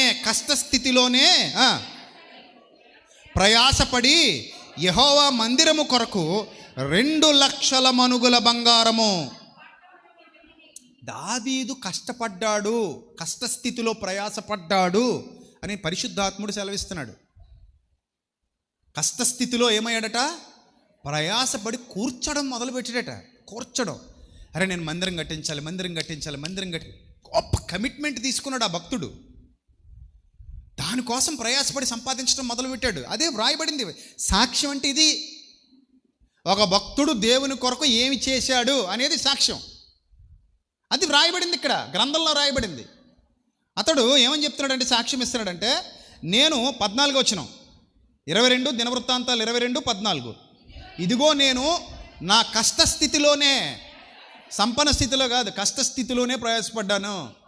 యెహోవా మందిరము కొరకు 2,00,000 మనుగుల బంగారం. ఆయన కోసం కాదట సంపాదించింది, యెహోవా మందిరం కొరకు సంపాదించాడట. 2,00,000 మనుగుల బంగారం, 10 కోట్ల మనుగుల వెండి. 2,00,000 మనుగుల బంగారము, 10 కోట్ల మనుగుల వెండి. మాటలా ఒక వ్యక్తి ఎంత సంపాదించేశాడా? ఇప్పుడు ఇతనంత సంపాదించడానికి సామర్థ్యం కలిగి చేసింది ఎవరు? దేవుడే. ఎందుకంట? ఇతని మనసు స్వార్థపూరితమైంది కాదు గనక. మీకు విషయం చెప్పనా? నువ్వు స్వార్థంతో అడుగులేస్తుంటే దేవుడు నీకు తోడుగా ఉండడు. నువ్వు మంచి మనసుతో అడుగులే, అలా నిన్ను ముందుకు తీసుకెళ్ళిపోతాడు.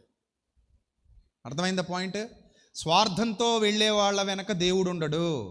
మంచి మనస్సుతో ముందుకెళ్ళండి, మీరు ఏ పని తలపెట్టినా తప్పకుండా విజయం పొందేలాగా దేవుడు కృప చూపిస్తాడు. ఎందుకో తెలుసా?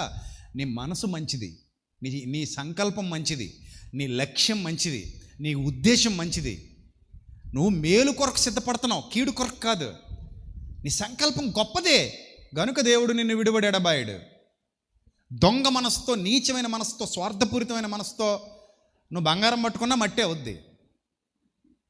అదే దేవుని పట్ల విధేయతతో దేవుని చిత్తాన్ని జరిగిస్తూ ఉంటే, దేవుని కొరకు ప్రయాసపడుతుంటే నువ్వు మట్టి పట్టుకున్న ఏమవుద్ది? బంగారం అవుద్ది. అది దేవుని కృప, దేవుని దయ.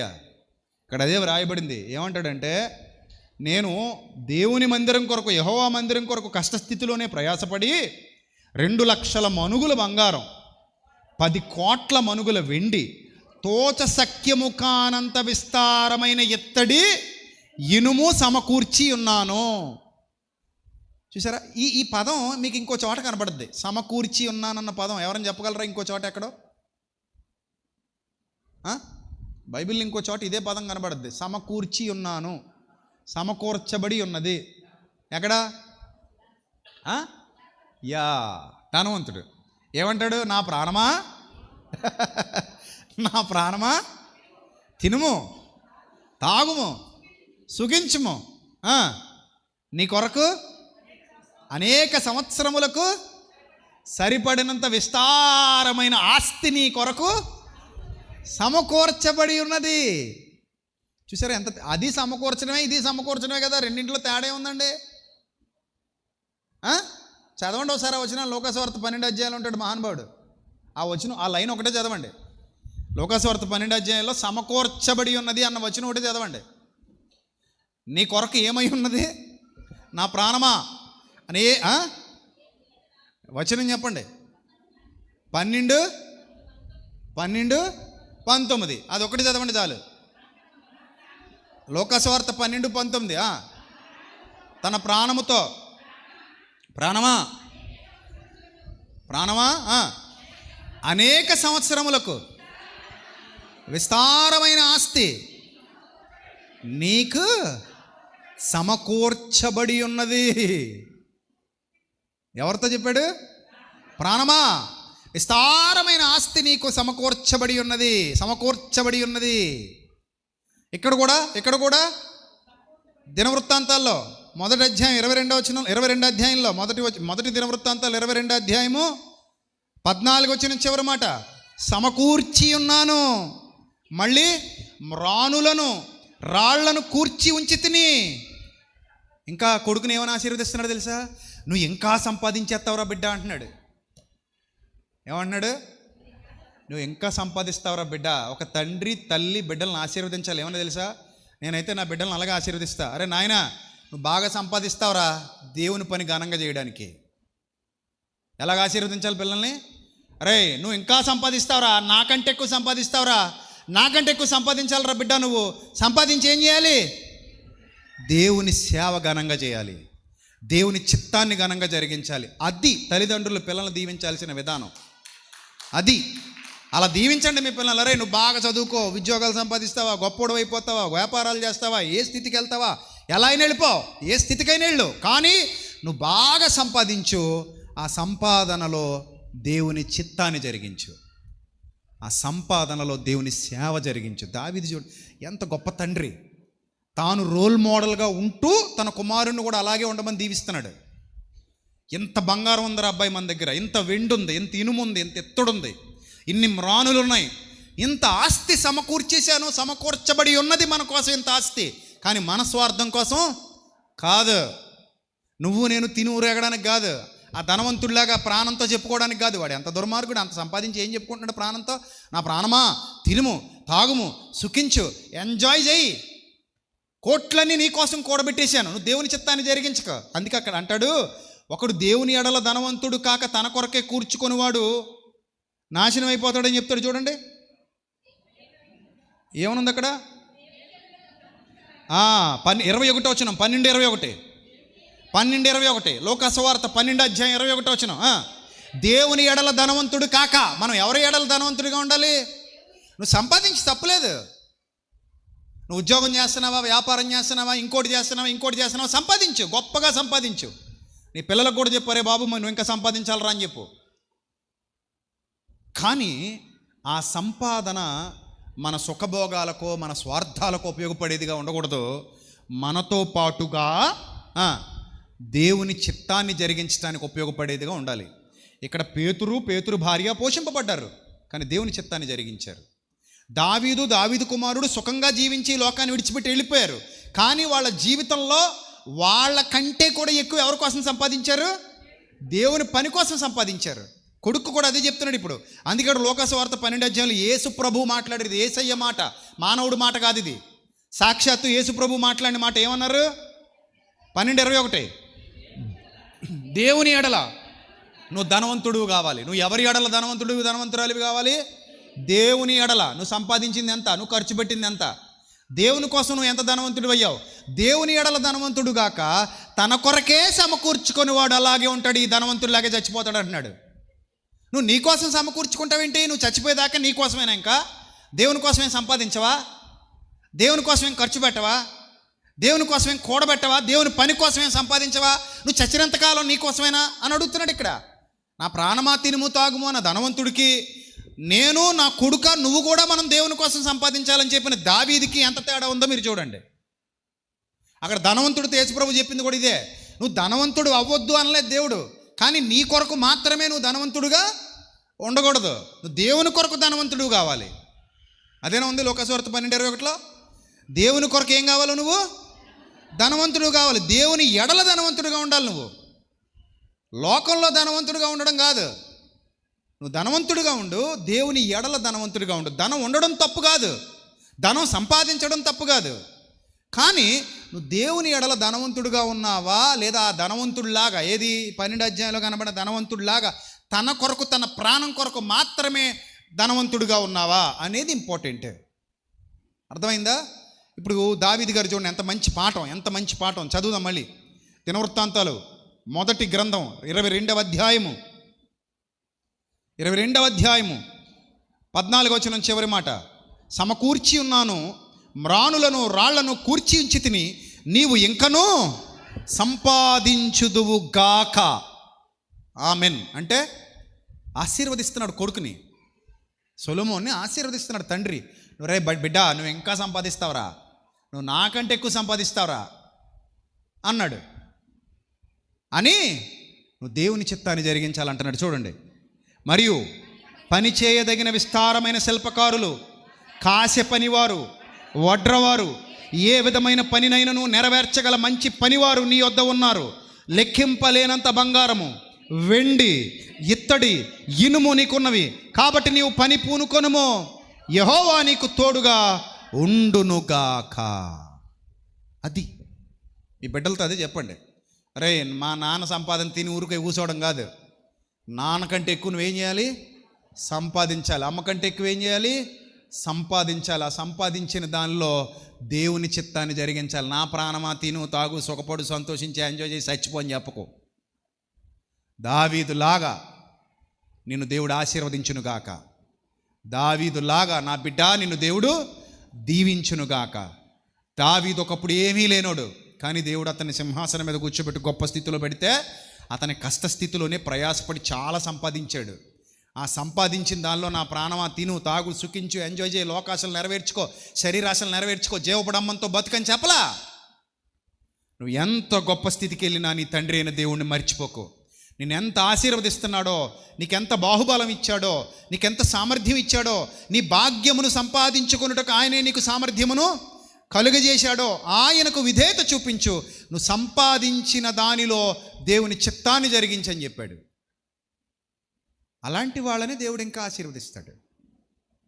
అంతేనా? కలిగిన వానికే ఇయ్యబడును ఆసక్తి. ఆ ఆసక్తి లేని వాని యొద్ద నుండి కలిగినది కూడా తీసివేయబడును. నీ ఉద్దేశం ఏమిటి? నీ చిత్తం ఏమిటి? నీ ఆలోచన ఏమిటి? దేనికోసం నువ్వు సంపాదించాలి? ఎవరి కోసం నువ్వు సంపాదించాలి? చచ్చాక ఏది రాదు నీతో, ఆ సంగతి నీకు తెలుసు. మరి దేనికి సంపాదించాలి? చూడండి, తిమోతి పత్రిక 6వ అధ్యాయం ముగించుకుందాం. తిమోతి పత్రిక 6వ అధ్యాయంలో, తిమోతికి రాసిన మొదటి పత్రిక, పౌలు భక్తుడు రాస్తున్నాడు ఈ పత్రిక. 6వ అధ్యాయం ధనవంతులకి చెప్తున్నాడు. 17వ వచనం ధనవంతులకి చెప్తున్నాడు. సంఘంలో ఉన్న ధనవంతులకి చెప్తున్నాడు పౌలు భక్తుడు. సంఘంలో ధనవంతులకి చెప్తున్నాడు పౌలు భక్తుడు, ఇదిగో నాయన, ఇహమందు అనగా ఈ లోకంలో మారు మనసు పొందిన బిడ్డలారా, దేవుని బిడ్డలారా, ఒకవేళ ఈ లోకంలో నువ్వు ధనవంతుడివి, ధనవంతురాలివి అయితే, ఇహమందు ధనవంతులైన వారు అద్ది ఏం ఉండకూడదట? ధనం ఉండడం తప్పు కాదు, మరి ఏది తప్పు? దానం ఉండడం తప్పు కాదు, మరి ఏది తప్పు? గర్వం, అహంకారం ఉండడం తప్పు. ఇహమందు ధనవంతులైన వారు ఏం కాకూడదు? గర్విష్ఠులు కాకూడదు. గర్విష్ఠులు కాక అస్థిరమైన తమ ధనము యందు నమ్మిక ఉంచక. మరి ఏం చేయాలి? సుఖముగా అనుభవించడం. సుఖంగా ఉండొద్దు అన్నాడా? నిన్న ఉండొద్దు అన్నాడా? నువ్వు ఏసీ కొనుక్కోకూడదు, ఉడుకులో పడిపోవాలన్నాడా? నువ్వు ఫ్యాన్ కొనుక్కోకూడదు, కూలర్ కొనుక్కోకూడదు అన్నాడా?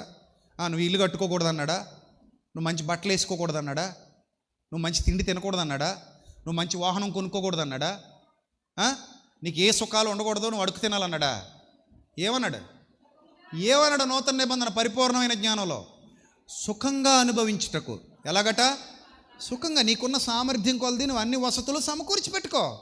మంచి తిండి తిను, ఆరోగ్యంగా ఉండు, మంచి వస్తువులు నీకున్న సామర్థ్యాన్ని బట్టి సమకూర్చుకో, మంచిగా ఉండు, మంచి బట్టలు వేసుకో, మంచిగా ఉండు, నీట్గా ఉండు, డిగ్నిఫైడ్గా ఉండు, నీ కుటుంబాన్ని చక్కగా చూసుకో, నీ కుటుంబాన్ని చక్కగా పోషించుకో.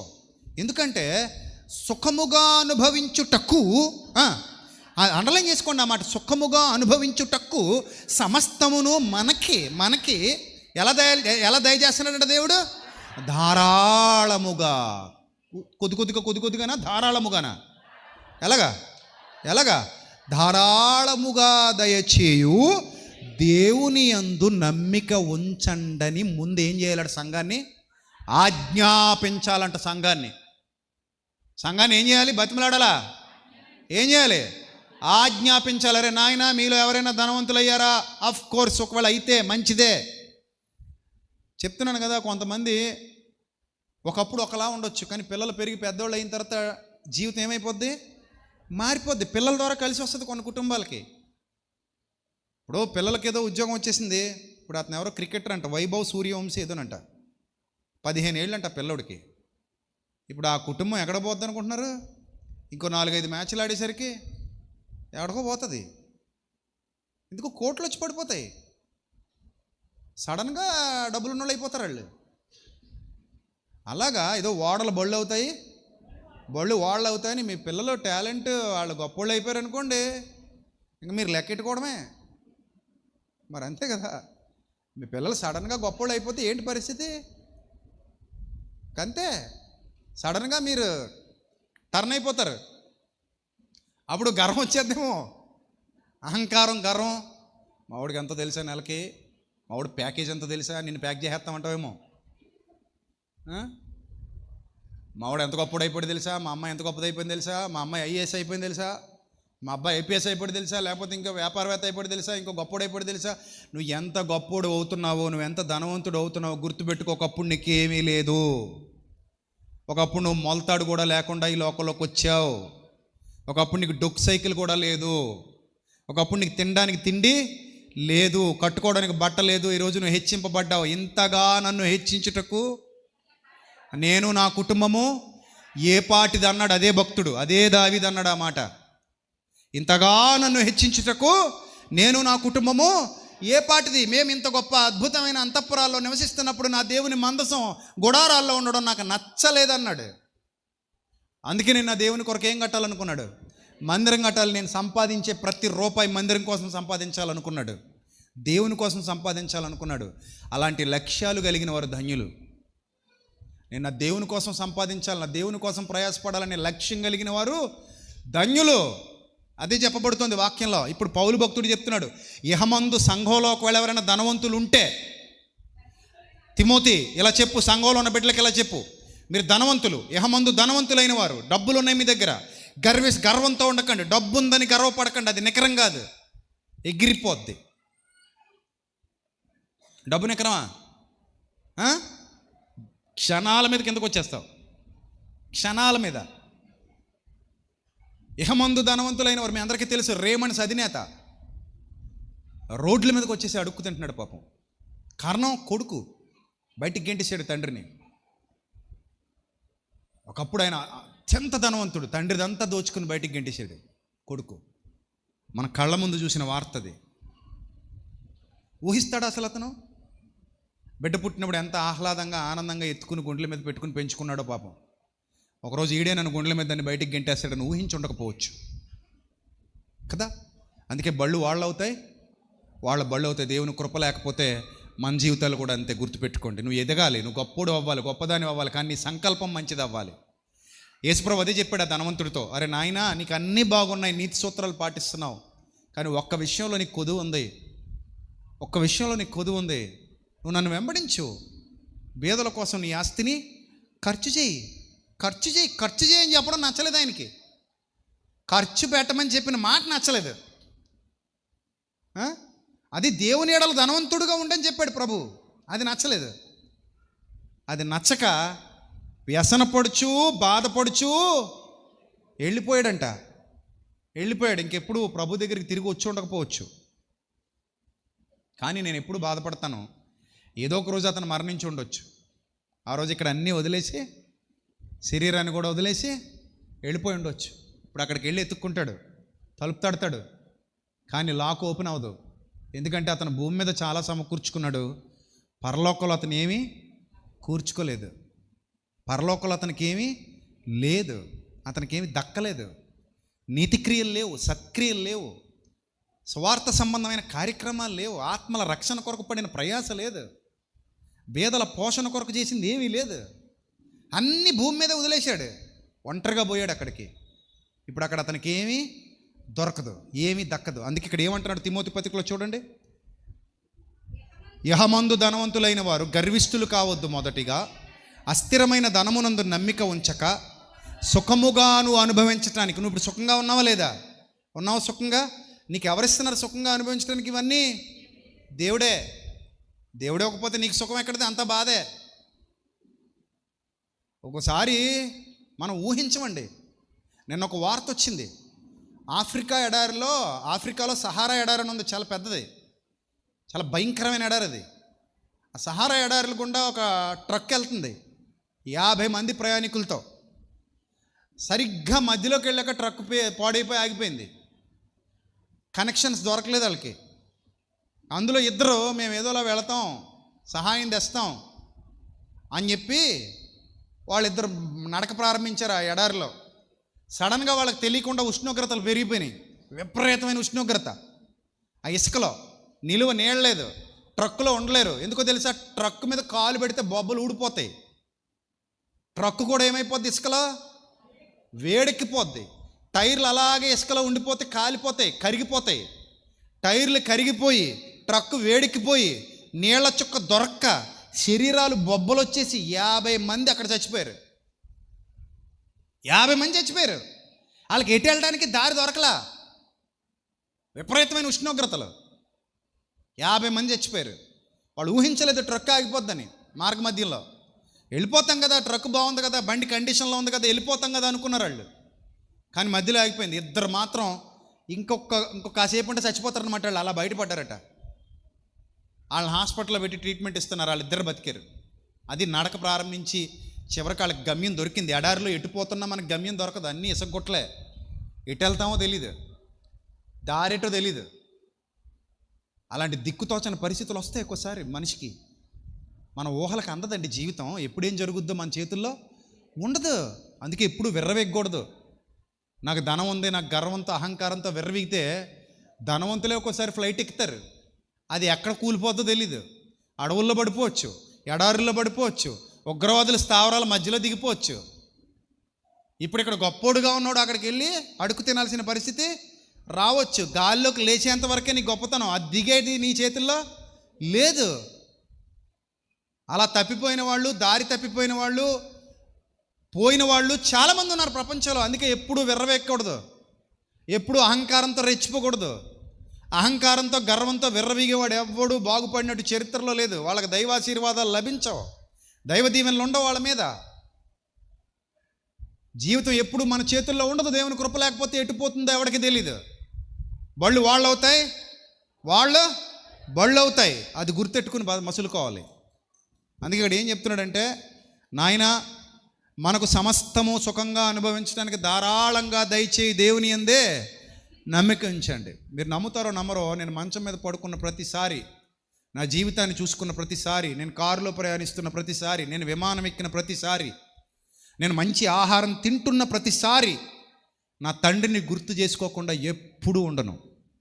నా మనస్సు నిండా కృతజ్ఞతా భావం ఉంటుంది, గ్రాటిట్యూడ్ ఉంటుంది. ప్రభువా, ఈరోజు నేను ఈ స్థితిలో ఉన్నానంటే దానికి కారణం నీవే తండ్రి. నీవు లేకపోతే నా జీవితం లేదయ్యా. ఈరోజు నేను ఈ స్థితిలో ఉన్నాను అంటే దానికి కారణం నువ్వు. నాకు ఈరోజు దక్కిన గౌరవానికి కారణం నువ్వు. ఈరోజు నాకు దక్కిన ఘనతకు కారణం నువ్వు. ఈరోజు నేను అనుభవించే ప్రతి సంతోషానికి, సుఖానికి, ఆనందానికి, ప్రతి దానికి కారణం నువ్వు. నా దగ్గర ఉన్న ప్రతి వస్తువు నీ వల్లనే నాకు లభించింది. నాకే ఆశీర్వాదం ఉన్నా సరే, అది ఇహ సంబంధమైందైనా పర సంబంధమైందైనా, నీవు లేకపోతే నాకేది లేదు ప్రభువా. నాకు ఎవరైనా ఒకవేళ అది గిఫ్ట్గా ఇచ్చినా సరే, నీవే వాళ్ళ ద్వారా నాకు అది ఇప్పించావు ప్రభువా. నీవే దానికి కారణం తండ్రి అని ఎప్పుడూ కృతజ్ఞత కలిగే ఉంటాను. నా మనసుకు నా కళ్ళు చెమరుస్తాయి చాలాసార్లు, నా కళ్ళలో నుండి కన్నీళ్ళు వస్తాయి. ప్రభువా, నేను నీకు స్తుతులు చెల్లిస్తున్నా, స్తోత్రాలు చెల్లిస్తున్నా, మనస్ఫూర్తిగా చెప్పు. హృదయాంతరాల్లో నుండి వస్తుంది నాకు ఆ భావన. మొద్ద చుట్టి నోట్లో పెట్టుకున్నా, ఏదైనా మంచి పదార్థం తింటున్నా, నా మనసు నాకు చెప్పుద్ది, నీ తండ్రి వలననే నీవు ఈరోజు ఇంత గొప్ప స్థితిలో ఉన్నావు అని. అది నేను ఎప్పుడూ మర్చిపోను, ఆ కృతజ్ఞతా భావన. ఎందుకంటే మనము సుఖముగా అనుభవించుటకు సమస్తమును మనకు ధారాళముగా దయచేయువాడు దేవుడే. ఆయన యందు ఏం ఉంచాలని ఆజ్ఞాపించమంటున్నాడు సంఘానికి. ఇదిగో బిడ్డ, నువ్వు ఆయన యందే నమ్మిక ఉంచు. నీ అంతటి నీకు వచ్చింది సచ్చింది ఏమి లేదు ఇక్కడ. నువ్వు అంత తోపువి కాదు, నువ్వు అంత గొప్పోడివి కాదేమి. నువ్వు ఊగిపోతున్నావేమో, జాగ్రత్త. ఆయన దయ లేకపోతే, ఆయన కృప లేకపోతే ఏముండదు నీ దగ్గర. ఎంత నీది టిక్మని పోయేంత చిన్న ప్రాణం, ఆ గుండె అంత గుండె, గులక్కాయ అంత గుండె. గోలకరా ఎంత గుండెనిది, అందులో దమనులు, సిరలు, అవి ఇవి కవాటాలు, అబ్బో బోళ్ళు ఉన్నాయి. అందులోంచి ఏది సరిగ్గా ఎక్కకపోయినా టిక్కుమంటది, అంతే. అంతేనా? మరి ఈ మాత్రం దానికి రెచ్చిపోవడం ఎందుకు మనం? అందుకే కింద ఏమన్నాడు?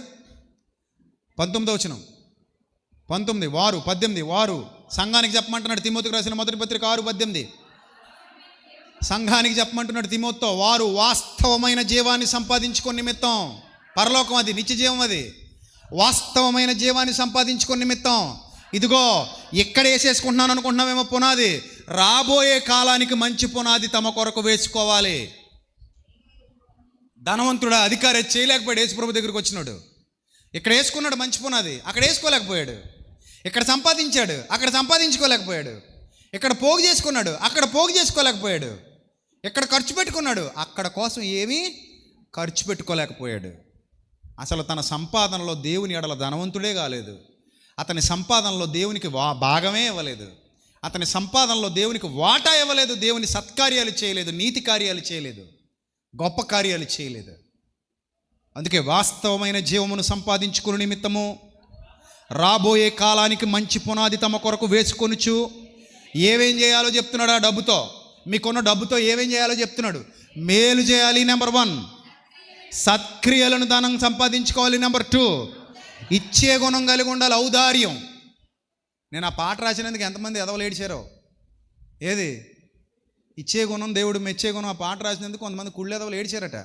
ఇప్పుడు ఆ ఎదవలు బయటపడ్డారు. వాళ్ళ గురించి బయట మాట్లాడుకుంటున్నారు, వీళ్ళంత ఎదవలని చెప్పి. నీతి లేని వాళ్ళు, వ్యభిచారులు అని చెప్పి వీడియోలు వస్తున్నాయి చూడండి.